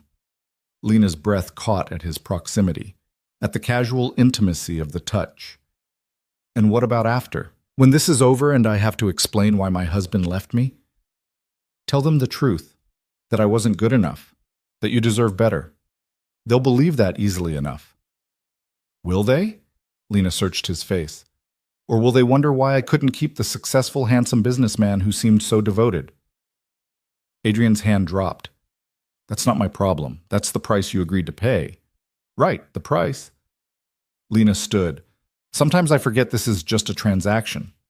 Don't forget, it's the only thing keeping this from getting complicated. But it was already complicated. They both knew it. The way they moved around each other now, the casual touches that had become habit, the moments when the performance felt more real than the truth. Lena left his office before she could say something stupid, something that would shatter the careful distance they'd maintained. The next day, Marcus pushed her harder in training. She was getting better, faster, more confident, but she was also getting frustrated. Why am I doing this? She demanded after the 10th failed attempt at a particular move. I'm here for 3 weeks. I'm not joining Adrian's world permanently. This is pointless. Marcus regarded her calmly. Mr. Voss doesn't do pointless. If he wants you trained, there's a reason. Yeah? What reason? You'd have to ask him. But Lena didn't want to ask him, didn't want another conversation where Adrian shut down her questions with cold logic. That evening, they had dinner with the Castellanos again. More family, more warmth, more performance. Lena was getting exhausted from smiling, from pretending, from being someone she wasn't. Maria pulled her aside while the men talked business. You seem tired, dear. Just a busy week, Lena said. Wedding planning is stressful, especially with Adrian's schedule. Maria's hand was gentle on her arm. Are you happy, truly? The question hit harder than it should have. Was she happy? She was living in a mansion, wearing designer clothes, pretending to be married to a man who was either her salvation or her destruction. Happy felt like the wrong word. I'm adjusting, Lena said carefully. To Adrian or to his world? Both. Maria smiled, but it didn't quite reach her eyes. He's not an easy man to love, but I think you already know that. I'm not trying to change him. Good. Men like Adrian don't change. They just find someone patient enough to weather who they are. Maria glanced toward where Adrian stood with Antonio, deep in conversation. But sometimes, if you're lucky, they let you see beneath all that armor. And what's underneath? That's worth the wait. Lena wanted to ask if Maria knew what Adrian really was, what he really did. But the answer was probably yes, and that scared her more than ignorance. That night, driving home, Adrian was quiet. Lena watched the city lights blur past, her mind churning. Maria said something interesting, she said finally. What? That you're not an easy man to love. Adrian's hands tightened on the steering wheel. She's right. Is that why you've never tried? Actually being with someone? I've been with people. That's not what I asked. He was quiet for a long moment, then, love is vulnerability. Vulnerability is weakness. I can't afford weakness. That's the saddest thing I've ever heard. It's the truth. No, it's what you tell yourself to justify being alone. Lena turned to face him. You're not weak, Adrian. You're terrified. There's a difference. You think you know me after a week? I think I know loneliness when I see it. I think I know what it looks like when someone builds walls so high they forget how to let people in. She paused. I think I know what it's like to be so afraid of disappointing people that you stop trying altogether. Adrian pulled into the driveway, killed the engine, but didn't move. Is that what you think this is? Me being afraid? I think you're the most controlled, calculating person I've ever met, and I think that takes an enormous amount of fear to maintain. He turned to look at her finally, and in the dim light, she saw something crack in his expression. You're right. I am afraid. Afraid of losing control. Afraid of what happens when you let people close enough to hurt you. Afraid of becoming what? Weak, like my father. It was the first real thing he'd shared, the first glimpse beneath the armor. Lena held her breath, afraid to break the moment. What happened to your father? She asked quietly. He loved someone who destroyed him, trusted someone who used it against him. And when it all fell apart, he couldn't recover. He gave someone that kind of power over him, and it killed him. Adrian's voice was flat. I swore I'd never do that. Never give anyone that kind of leverage. I'm sorry. Don't be. It taught me everything I needed to know about survival. It taught you how to exist, not how to live. There's a difference. Adrian opened his door, ending the conversation. We should go in. Big day tomorrow. But Lena caught his arm before he could leave. For what it's worth, I don't think you're weak. I think you're human. And that's not the same thing. He looked at where her hand rested on his arm, then at her face. You're making this harder than it needs to be. How? By making me forget this isn't real. The confession hung between them, raw and unexpected. Then Adrian pulled away, got out of the car, and walked into the house without looking back. Lena sat in the car for a long moment, heart pounding, trying to process what had just happened. He felt it too. Whatever this was growing between them, shifting from performance to something neither could control. And that should have terrified her. Instead, it made her feel less alone than she had in years. Sunday arrived with the weight of inevitability. Lena woke early, stomach churning with anxiety that had nothing to do with the performance she was about to give, and everything to do with the man sleeping across the hall. They hadn't spoken about what Adrian had said in the car, about forgetting this wasn't real, about her making it harder than it needed to be.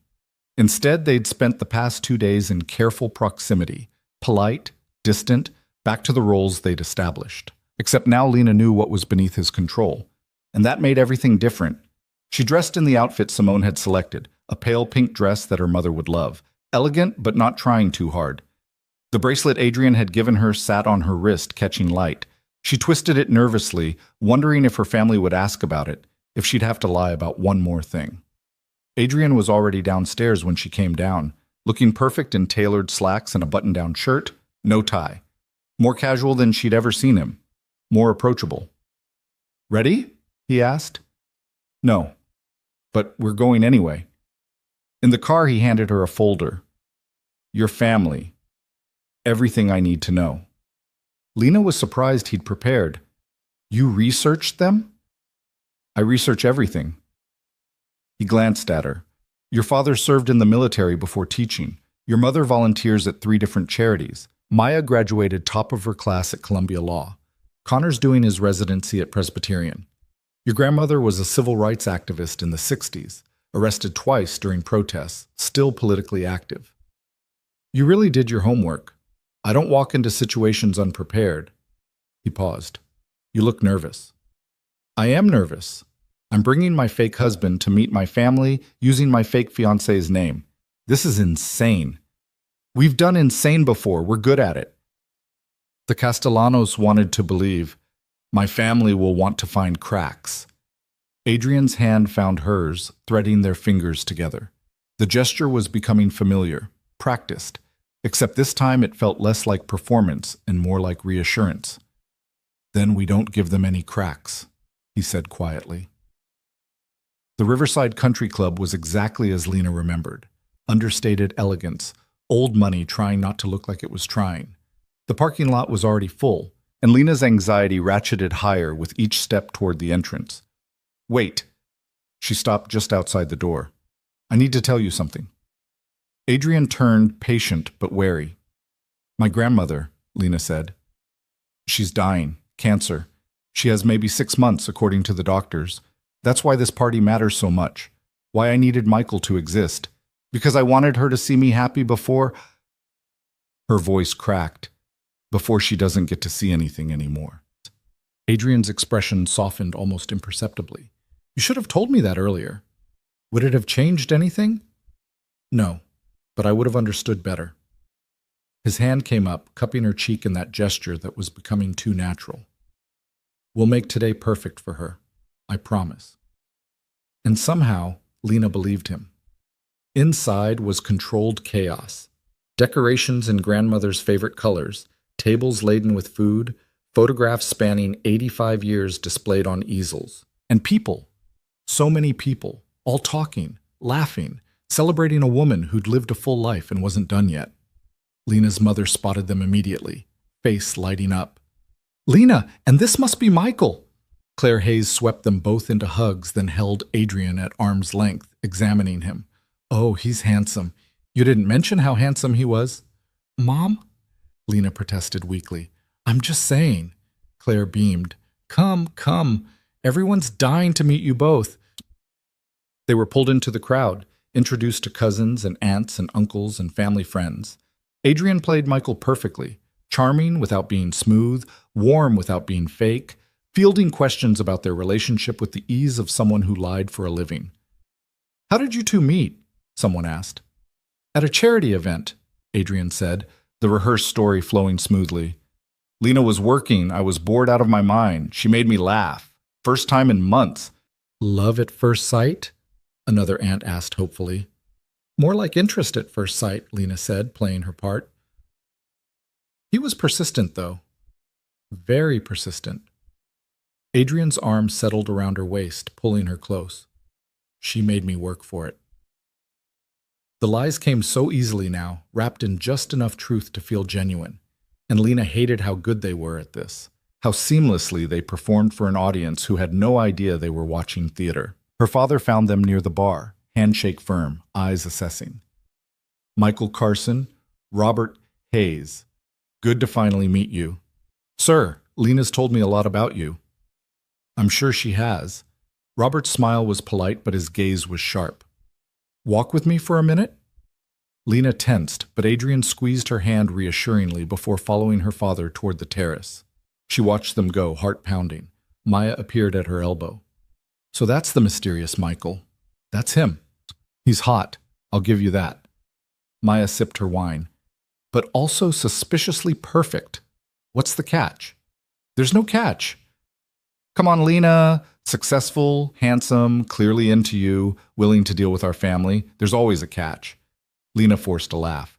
"You're so cynical. I'm a lawyer. It's my job." Maya's expression softened. "Seriously, though, you happy?" It was the same question Maria had asked, and it didn't get easier with repetition. "I'm happy," Lena said, and part of her wanted it to be true. Outside, Robert had guided Adrian to a quiet corner of the terrace, away from other guests. "I'm going to be direct," Robert said. "My daughter shows up after months of radio silence, suddenly engaged to a man we've never met. That raises questions." "I understand your concern," Adrian said calmly. "Do you?" "Because Lena's been hurt before.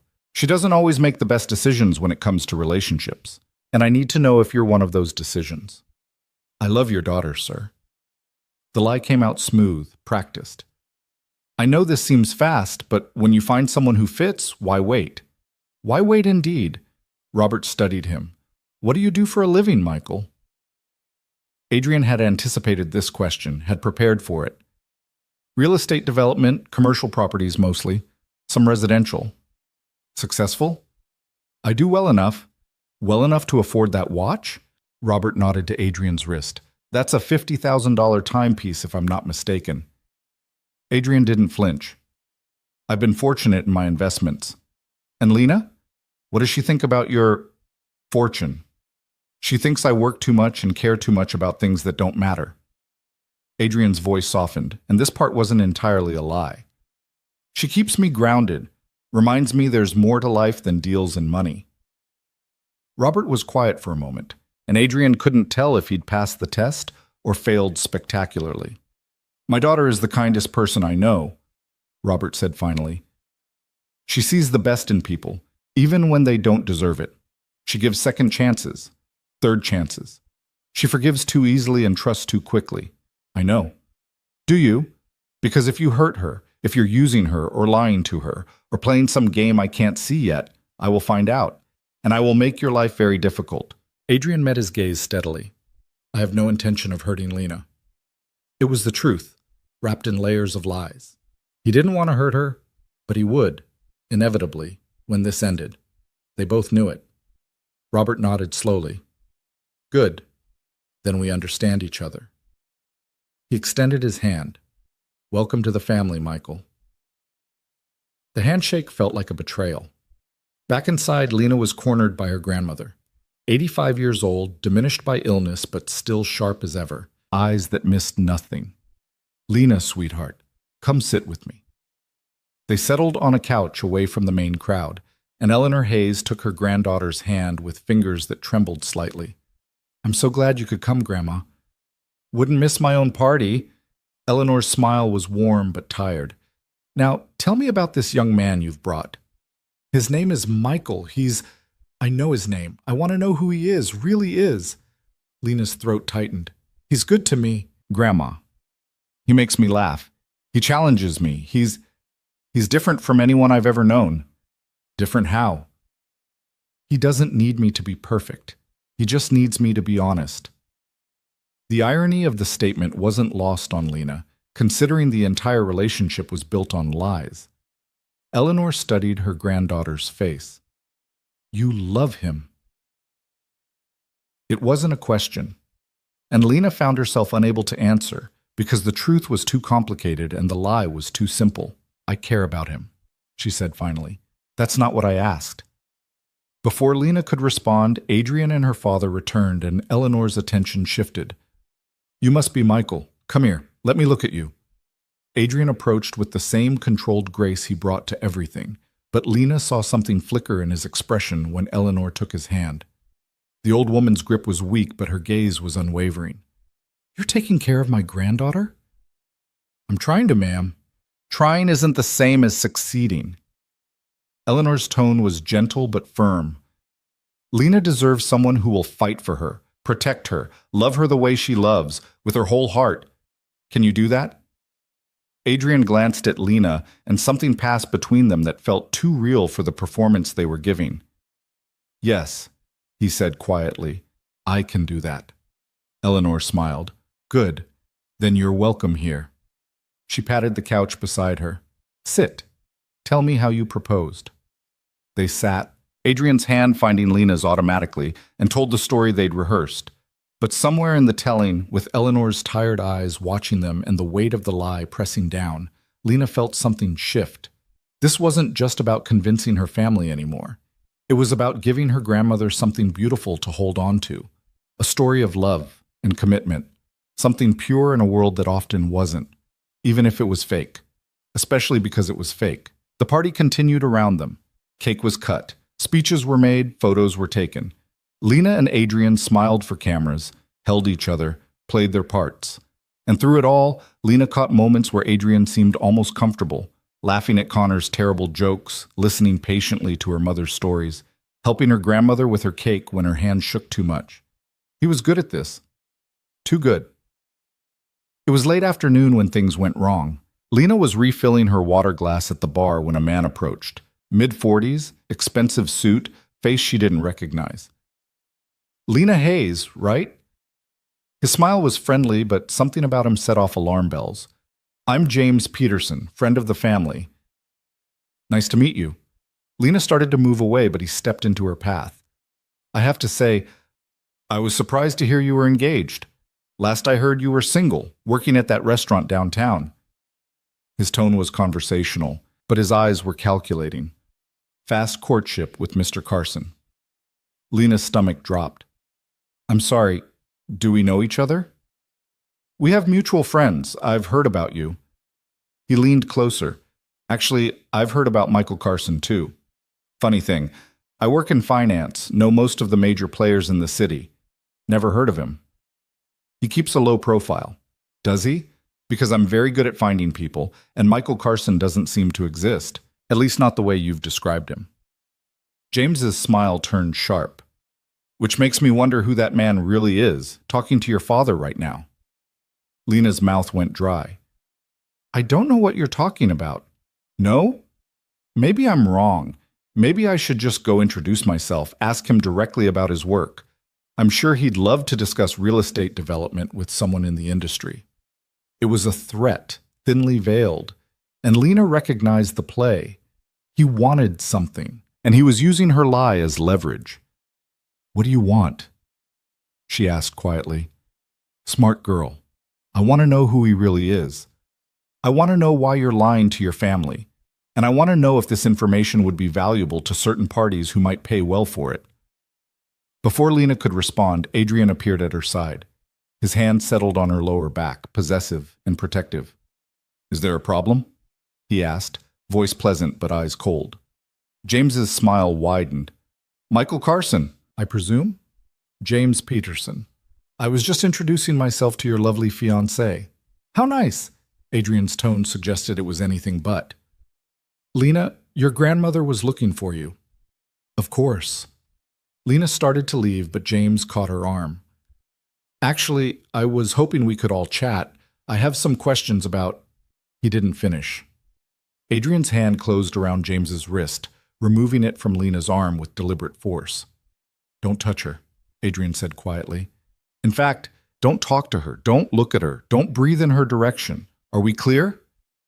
James paled but held his ground. I just want to talk. No, you want to blackmail. I recognize the setup.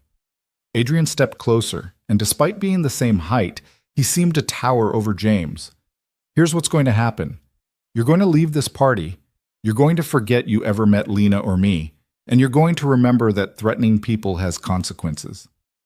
Are you threatening me? I'm clarifying reality. Adrian's smile was cold.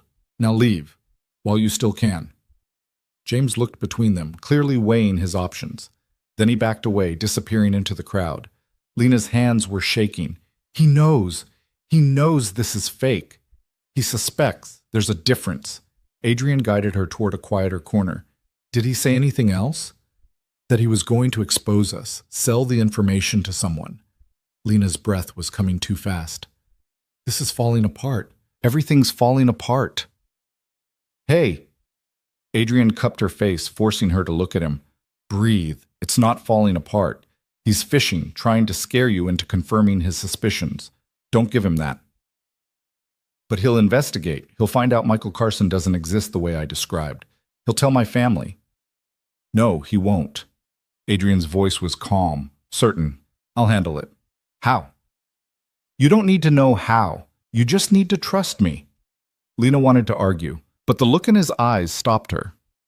This was the man who'd ordered someone killed in an alley. This was the man who lived in a world of violence and control, and right now that terrified and comforted her in equal measure. I trust you, she heard herself say. Something flickered in Adrian's expression. You shouldn't. I know, but I do. He was quiet for a moment, thumb brushing her cheekbone in a gesture that felt too intimate for their audience. Then he dropped his hands and stepped back. Go back to your family, smile, act normal. I'll take care of this.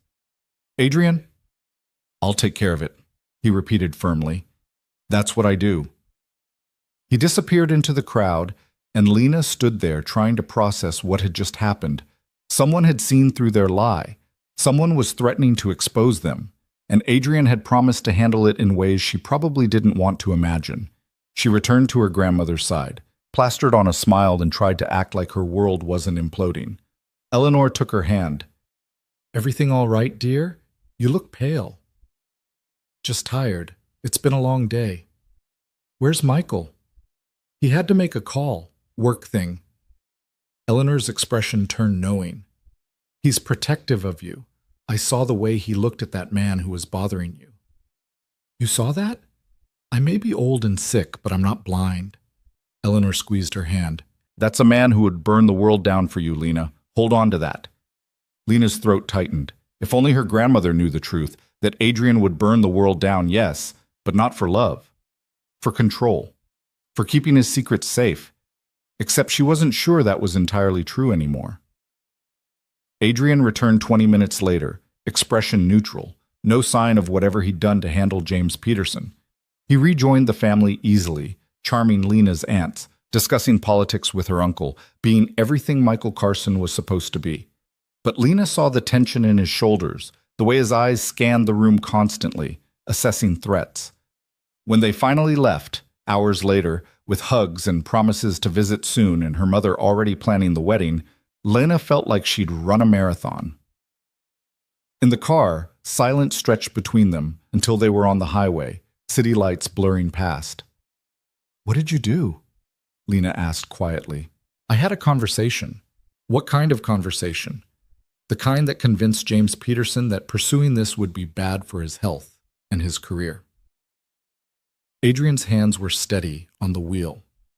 He won't be a problem. Did you threaten him? I clarified the situation. That's not an answer. It's the only answer you're getting. Adrian glanced at her. You don't want to know the details, Lena. Trust me on that. She probably didn't, but she asked anyway. Did you hurt him?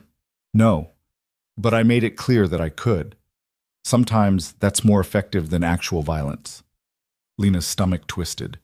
This was who Adrian was, someone who solved problems with threats and intimidation, who lived in a world where violence was always an option. She'd known it intellectually, but seeing it in action, watching him calmly discuss terrorizing someone at her grandmother's birthday party, made it real in ways she couldn't ignore. You're afraid of me now, Adrian said. It wasn't a question. I don't know what I am. You should be afraid. You should have been afraid from the beginning. His voice was flat. I'm not a good man, Lena. I've never pretended to be. The things I've done, the world I live in, your grandmother was wrong. I'm not someone you hold on to. I'm someone you run from. Then why did you agree to this? Why play the devoted fiancé if you're so convinced you're irredeemable? Because I needed you. And because for 3 weeks, I get to pretend I'm someone different. Someone who could have a normal life, a normal relationship, a normal family. He laughed, bitter. Pathetic, isn't it?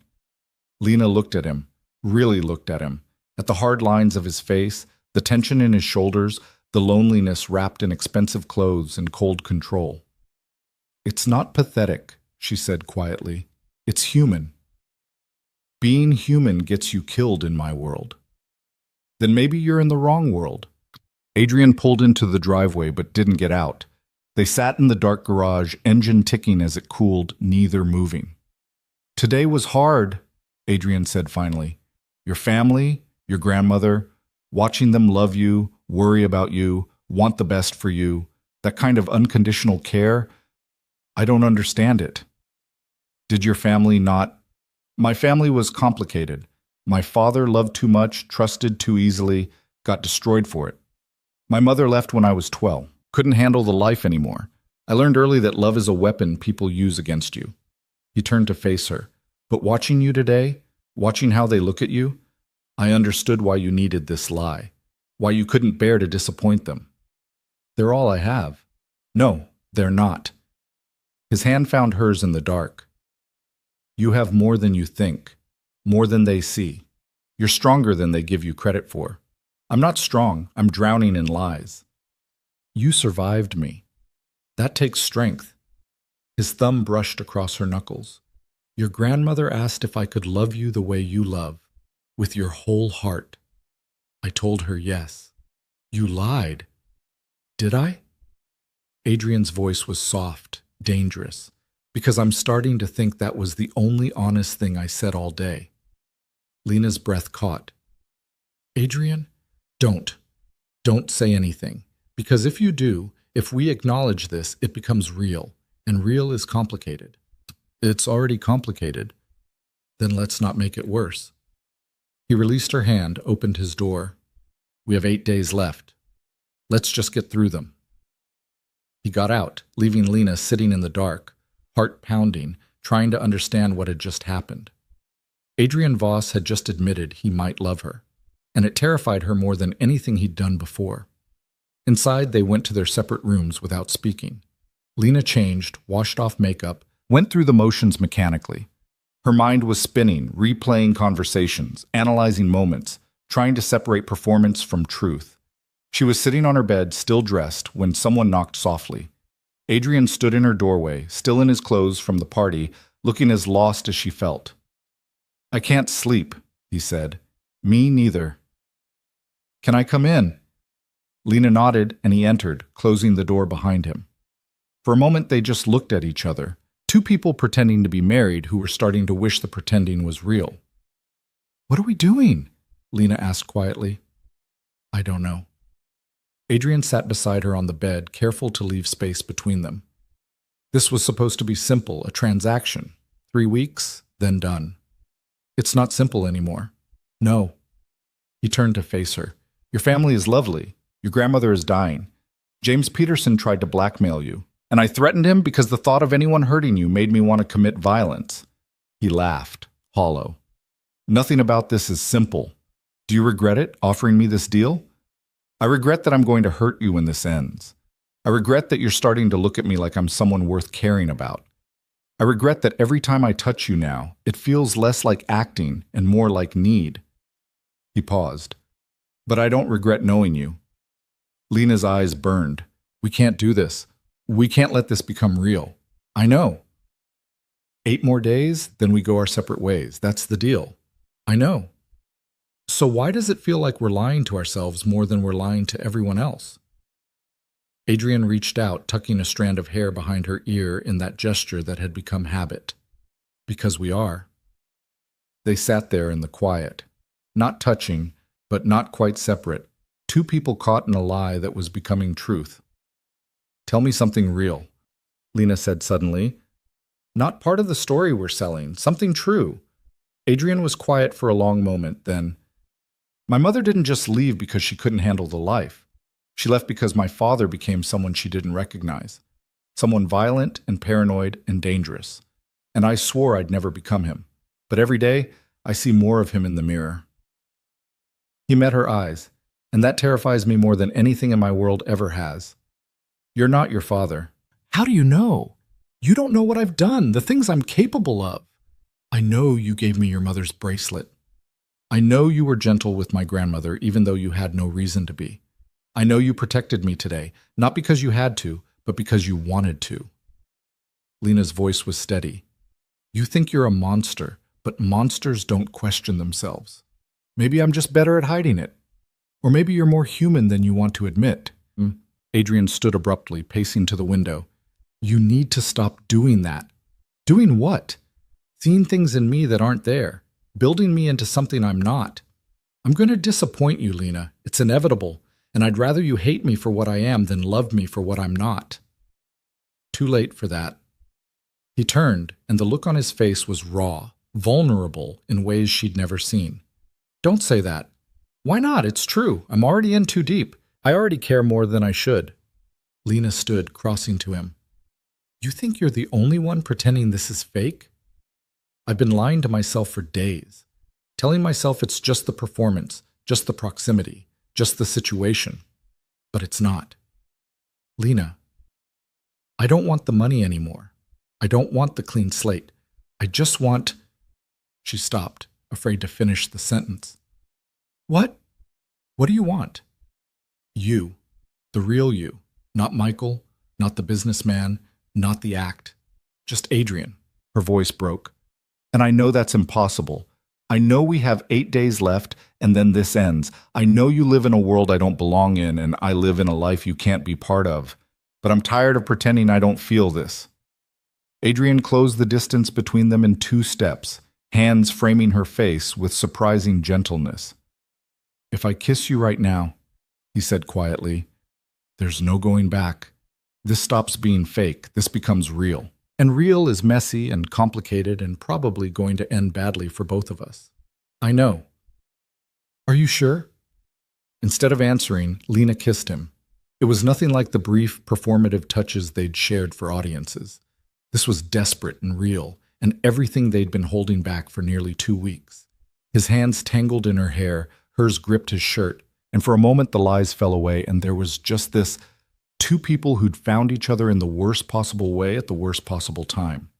When they finally broke apart, both breathing hard, Adrian rested his forehead against hers. "We're idiots," he said. "Complete idiots.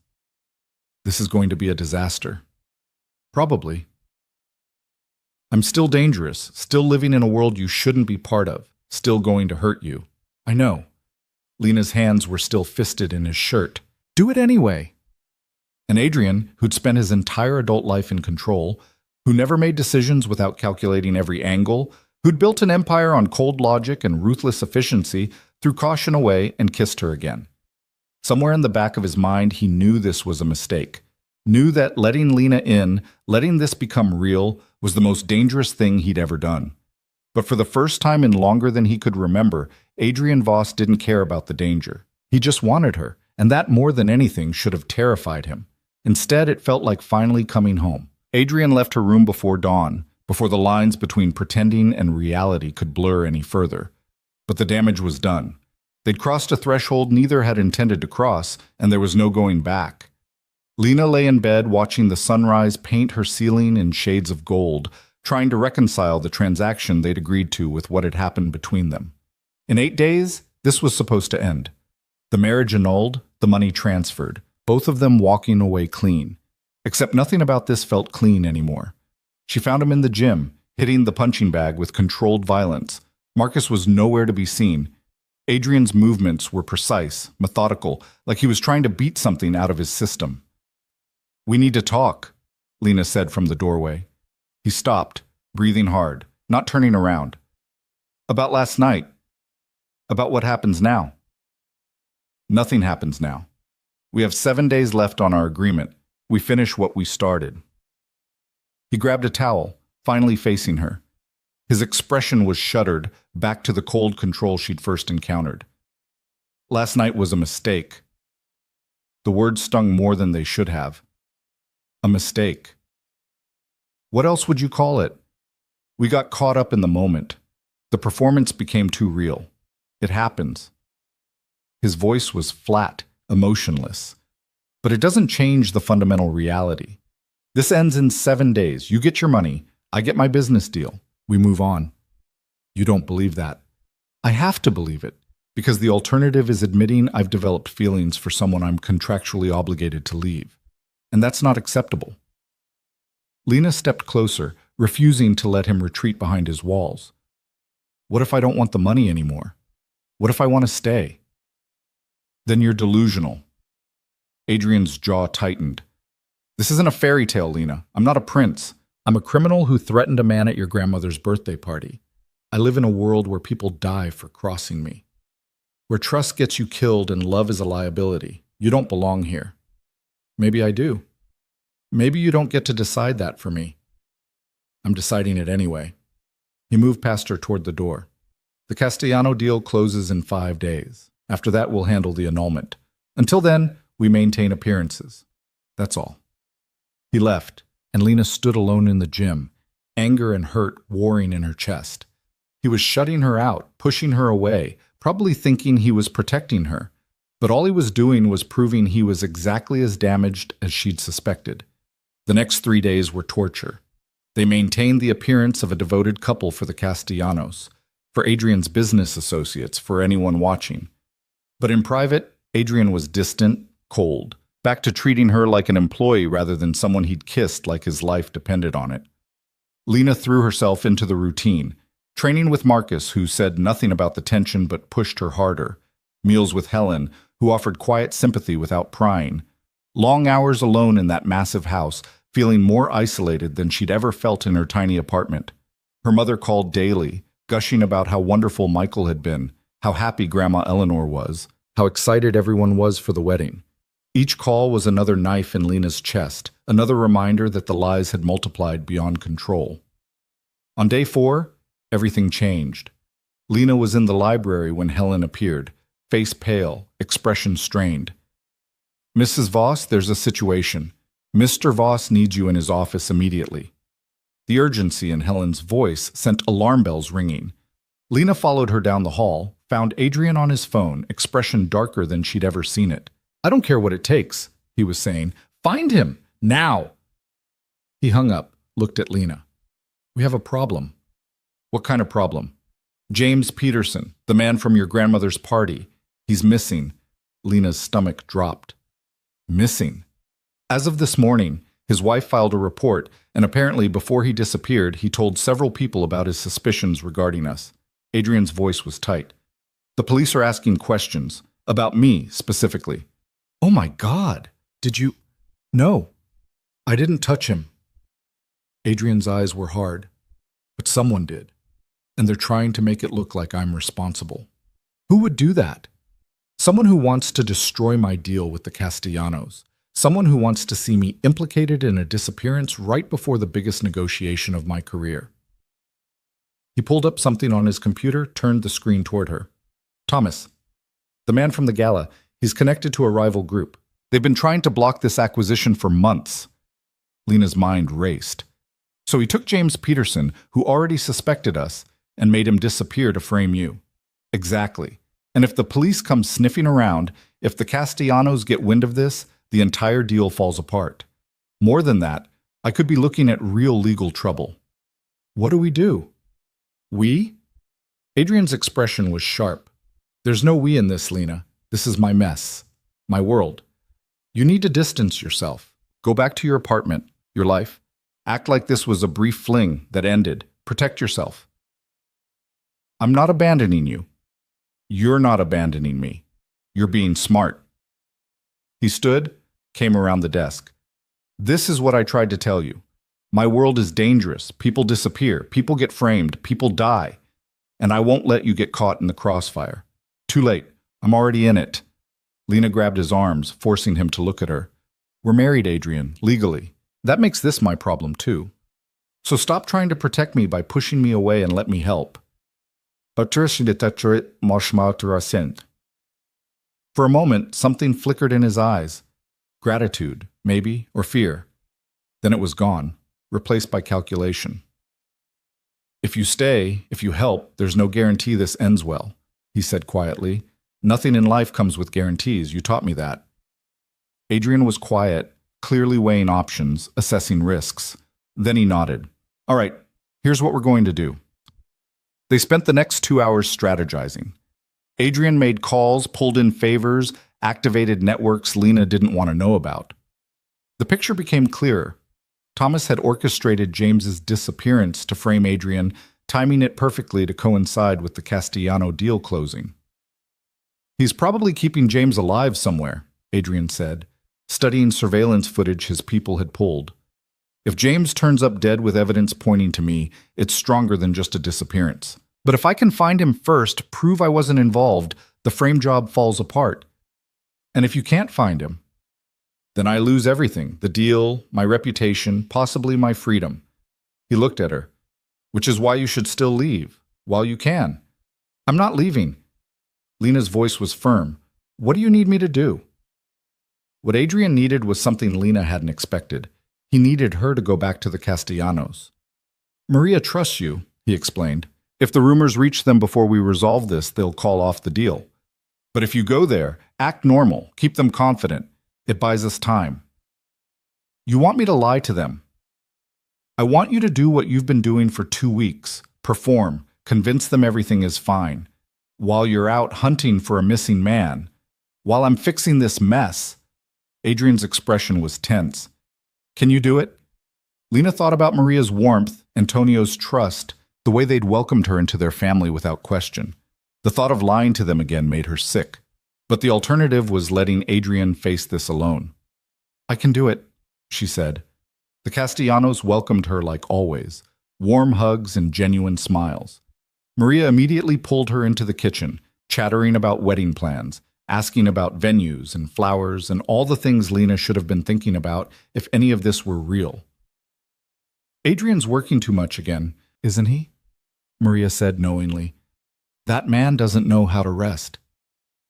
He's closing a big deal, Lena said, the lie smooth now.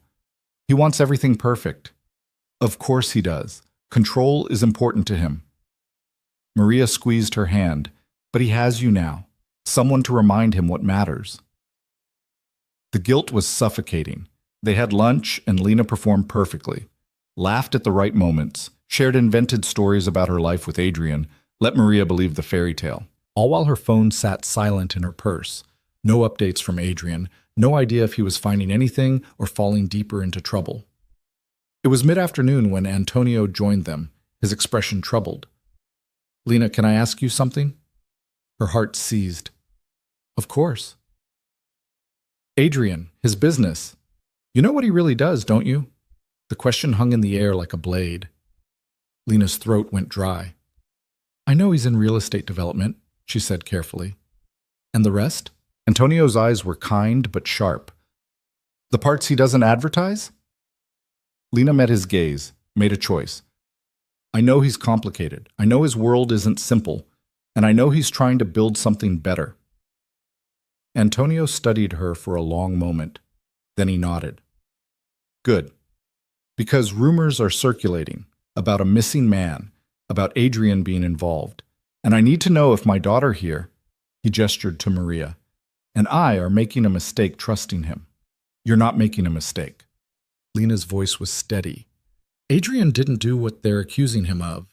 He's being framed by people who want to see him fail, and he's working right now to prove it. How do you know? Because I know him. Not the businessman, not the reputation. Him. She held Antonio's gaze. He's not perfect, but he's honest with me about who he is, and that's more than most people can say. Antonio and Maria exchanged a look, some silent communication passing between them. Then Antonio smiled slightly. You love him, really love him. And Lena, who'd been lying for weeks, found herself telling the truth.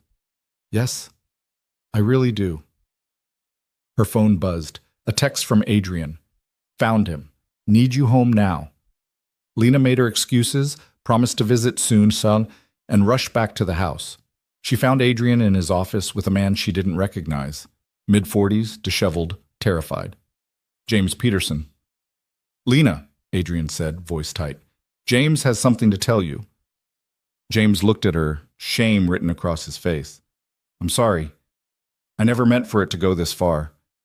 Thomas offered me money to dig up dirt on you and Adrian, said it would just be leverage, nothing serious. Then he took me, locked me in some warehouse, said he was going to kill me and make it look like Adrian did it. How did you escape? Lena asked. I didn't. Adrian's people found me, broke in, got me out. James's hands shook. He saved my life even though I tried to blackmail him. Adrian's expression was unreadable. I'm not in the business of letting innocent people die for other people's games, even people who threaten me. What happens now? Lena asked. Now James goes to the police, tells them everything. Thomas gets arrested for kidnapping. The frame job collapses, and the Castellano deal goes through. Adrian's gaze was steady. And you get your life back. The words landed like stones. Right. The deal. The end of their arrangement. James left with 2 of Adrian's security team to give his statement. Helen appeared to show them out, and suddenly Lena and Adrian were alone in the office that had seen so many of their battles. You did it, Lena said. You saved the deal. We did it. You kept the Castellanos confident, bought the time I needed. Antonio asked me if I knew what you really did, what you really are. Adrian's jaw tightened. What did you tell him? The truth, that you're complicated, that you're trying to build something better, that I trust you. She paused. And that I love you. The confession hung between them. Adrian closed his eyes briefly, and when he opened them, they were raw with something that looked like pain. You can't love me, Lena. Too bad. I already do. I'm going to hurt you. It's inevitable. You're hurting me right now by pushing me away. She crossed to him, refusing to let him retreat. The deal closes tomorrow. Our agreement ends. But I don't want it to end. I want us, to be real. It can't be real. You saw what happened with James. My enemies will use you against me. They'll threaten you, hurt you, maybe worse. I can't protect you from that. Then teach me to protect myself. You've been training me for 2 weeks. Keep training me. Let me be part of this world instead of shielding me from it. You don't understand what you're asking. I understand perfectly. I'm asking you to stop being afraid, to stop hiding behind control and danger and all your excuses. I'm asking you to let me in. Really in. Not as part of a transaction, but as someone who wants to stay. Adrian's control was cracking. She could see it. The walls he'd built so carefully were crumbling under the weight of everything they'd become to each other. If I let you stay, he said quietly, if we make this real, I need you to understand something. My world is violent, dangerous, unpredictable. People will come after us, after you. And I will do whatever it takes to protect you. Whatever it takes. Can you live with that? Lena thought about the man in the alley, the gunshot, the cold way Adrian had threatened James at her grandmother's party. Thought about Marcus teaching her to fight, Helen's knowing looks, the bracelet on her wrist that belonged to a mother Adrian never mentioned. She thought about all of it, and still, her answer was simple. Yes, I can live with that, as long as you stop trying to face everything alone. Adrian pulled her close, forehead resting against hers, and Lena felt the tremor run through him. Relief, or fear, or both. I don't know how to do this, he admitted. How to be with someone. How to trust that you won't leave or betray me or use my feelings against me. Neither do I. I've been lying to everyone for so long I forgot how to be honest. Lena's hands fisted in his shirt. But we'll figure it out, together, messily and imperfectly, but together. This is insane. Probably. But we're good at insane, remember? And Adrian, who'd spent his entire life calculating risks and avoiding vulnerabilities, made the most dangerous decision of his life. He chose her. The kiss was different from the others, not desperate or performative, but certain, a promise instead of a question. When they broke apart, both breathing hard, Adrian's expression had shifted from guarded to something that looked almost like hope. The Castellano deal closes tomorrow, he said. After that, we don't need to be married anymore. We can annul it, start fresh, do this the right way. Or, Lena said slowly, we could stay married, make the contract real. You want to stay married to me? I want to be with you. Whether that's as your wife or your girlfriend or your partner in crime, I don't care. I just want you, the real you. Adrian was quiet, processing. Then, my world will demand things from you. You'll need to be stronger, smarter, more careful than you've ever been. You'll need to learn when to fight and when to walk away. You'll need to understand that sometimes I'll make decisions you won't like, do things you won't approve of, all to keep us safe. I know. And your family. They'll expect Michael Carson, the successful businessman. They'll want wedding photos and grandchildren and normalcy. Can you give them that while knowing what I really am? Lena thought about her grandmother, her mother's excitement, the lies she'd told to get here. We'll find a balance. We've been performing for weeks. We can keep performing when we need to, but privately, between us, we'll be honest. Always. Always, Adrian repeated, like he was testing the word. I've never promised anyone always before. Good. Then I'll be your first. He pulled her close again, and they stood there in his office, two people who'd found each other through lies and desperation and the worst possible circumstances, holding on to something real for the first time in their lives. The next day, the Castellano deal closed. Adrian signed papers, shook hands, officially acquired the business interests that would legitimize his empire and shift his world towards something legal. Antonio embraced him like a son. Maria kissed both their cheeks, and through it all, Lena stood beside him, not as a prop or a performance, but as his actual wife. You did good, boy, Antonio said quietly to Adrian. Building something that lasts, that matters. Your father would be proud. Adrian's jaw tightened, but he nodded. Thank you. After the Castellanos left, after the attorneys and the celebration and the photographs, Adrian and Lena returned to the house that had felt like a prison and was starting to feel like home. "What now?" Lena asked. "Now we figure out what being married actually means when it's not a transaction." Adrian pulled her close. "We tell your family the truth about my name. We navigate the complicated reality of merging your world with mine. We probably make a lot of mistakes." "Sounds terrible." "Probably will be." He smiled, actually smiled, warm and genuine, "but at least we'll be terrible together." They stood in the foyer where Lena had first arrived 3 weeks ago, terrified and desperate, and she thought about how far they'd come, how many lies it had taken to find the truth, how the most dangerous man she'd ever met had become the safest place she'd ever known. "I need to call my mother," Lena said. "Tell her that Michael's real name is Adrian, that he's not in finance, not exactly, that our story is more complicated than I let on." "Will she understand?" "Eventually. Maybe." Lena twisted the ring on her finger, no longer a prop, but a promise. "They love me. That means accepting my choices, even the messy ones." "Speaking of messy," Adrian's expression turned serious. "There's something else we need to discuss. The money. The $200,000 I promised you, it's still yours. The contract is fulfilled. You can take it and walk away if you want." "I don't want it." "Lena, I don't want your money, Adrian. I never did, not really. I wanted a way out of drowning, a way to stop lying to my family.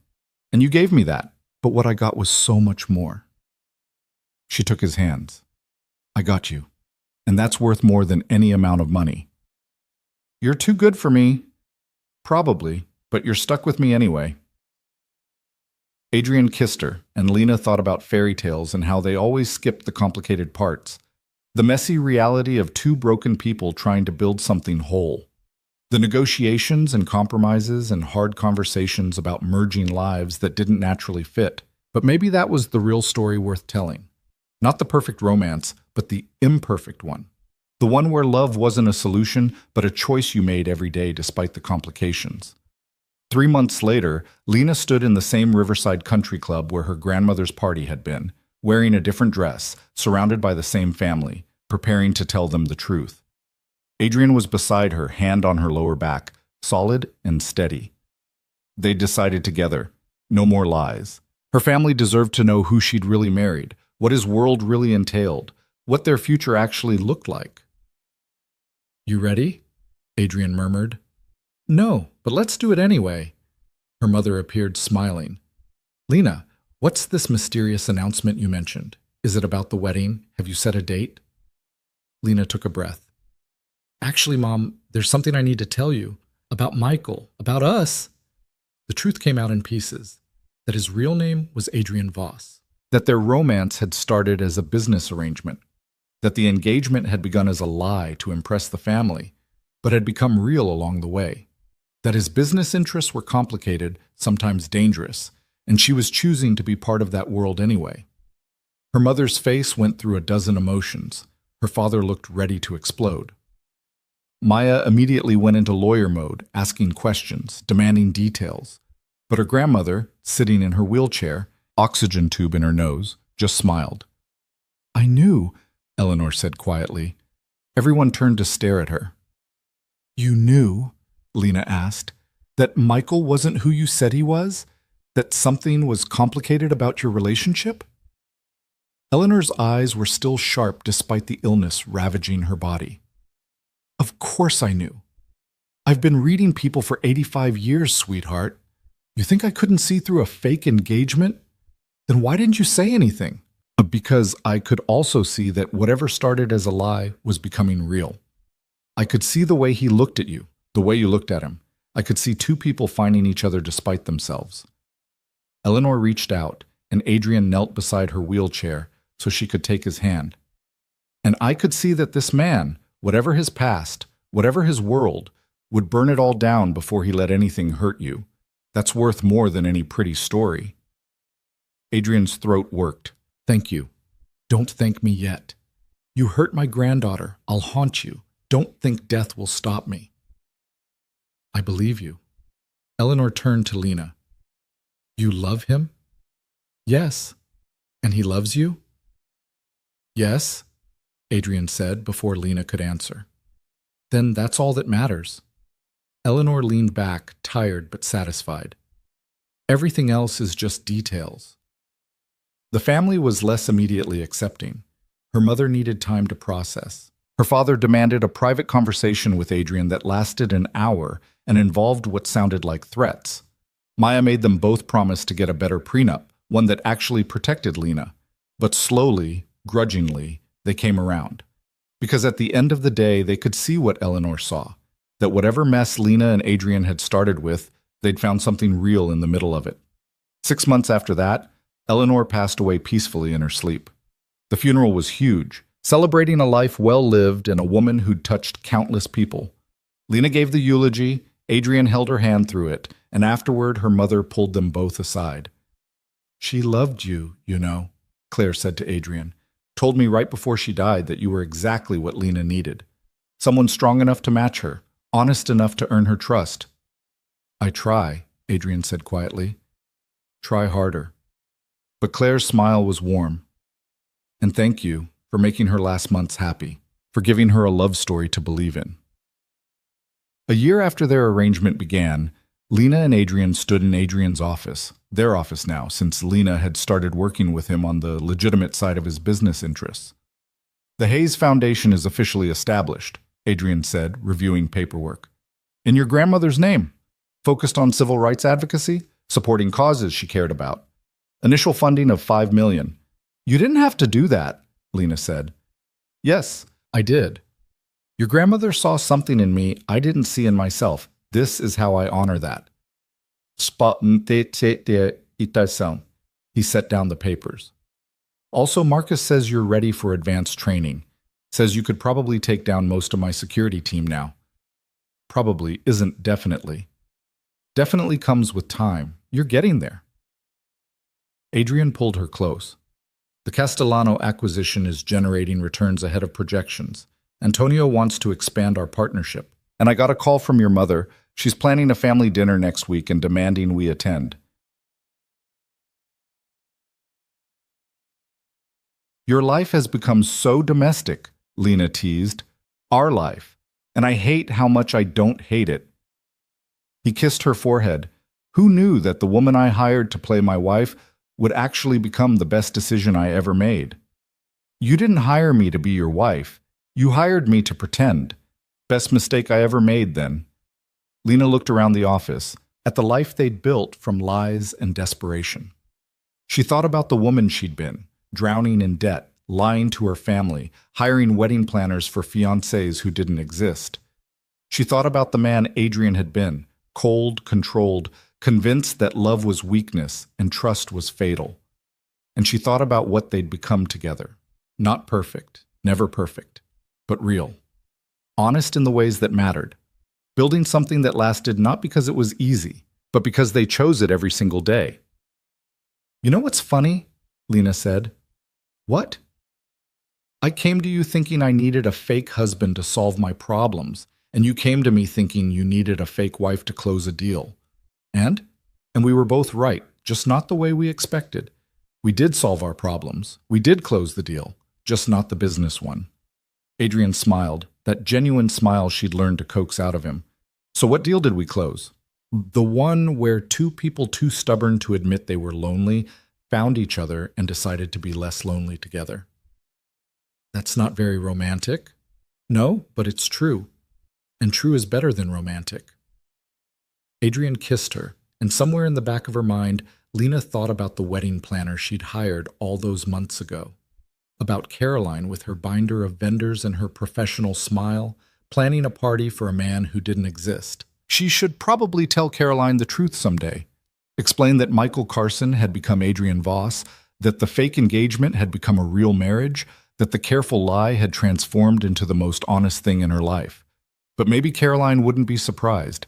Maybe she'd seen enough weddings and engagements and love stories to know that the real ones never started neatly. They started in alleys and desperate phone calls and deals struck out of necessity. They started with people pretending to be something they weren't until they accidentally became something better. They started messy and stayed messy, and that was okay, because messy meant real, and real meant there was something worth fighting for. "What are you thinking about?" Adrian asked. Fairy tales, Lena said. And how they always end at the wedding, like that's the hard part over. And? And I'm glad our story didn't end there. I'm glad we got to do the hard part. The actual marriage, the merging of worlds, the daily choice to stay. You think we're doing it right? I think we're doing it our way, and that's the only right that matters. Adrian pulled her closer, and they stood in the office that had witnessed so many of their battles, holding on to each other and the life they'd built from lies. Because that was the real lesson Lena had learned, that sometimes you had to lie your way into the truth. Sometimes you had to fake it until it became real. Sometimes the most dangerous man in the city turned out to be the safest place you'd ever known. And sometimes, just sometimes, the desperate choices you made when you were drowning turned out to be the ones that saved you. Not because they were easy, but because you chose them every single day, even when it was hard. Especially when it was hard. That was what love actually looked like. Not the performance, not the pretty story, but the daily choice to stay, to fight, to build something together despite all the reasons it shouldn't work. And Lena and Adrian, who'd started as strangers bound by contract, had somehow become partners bound by choice, which was messier, harder,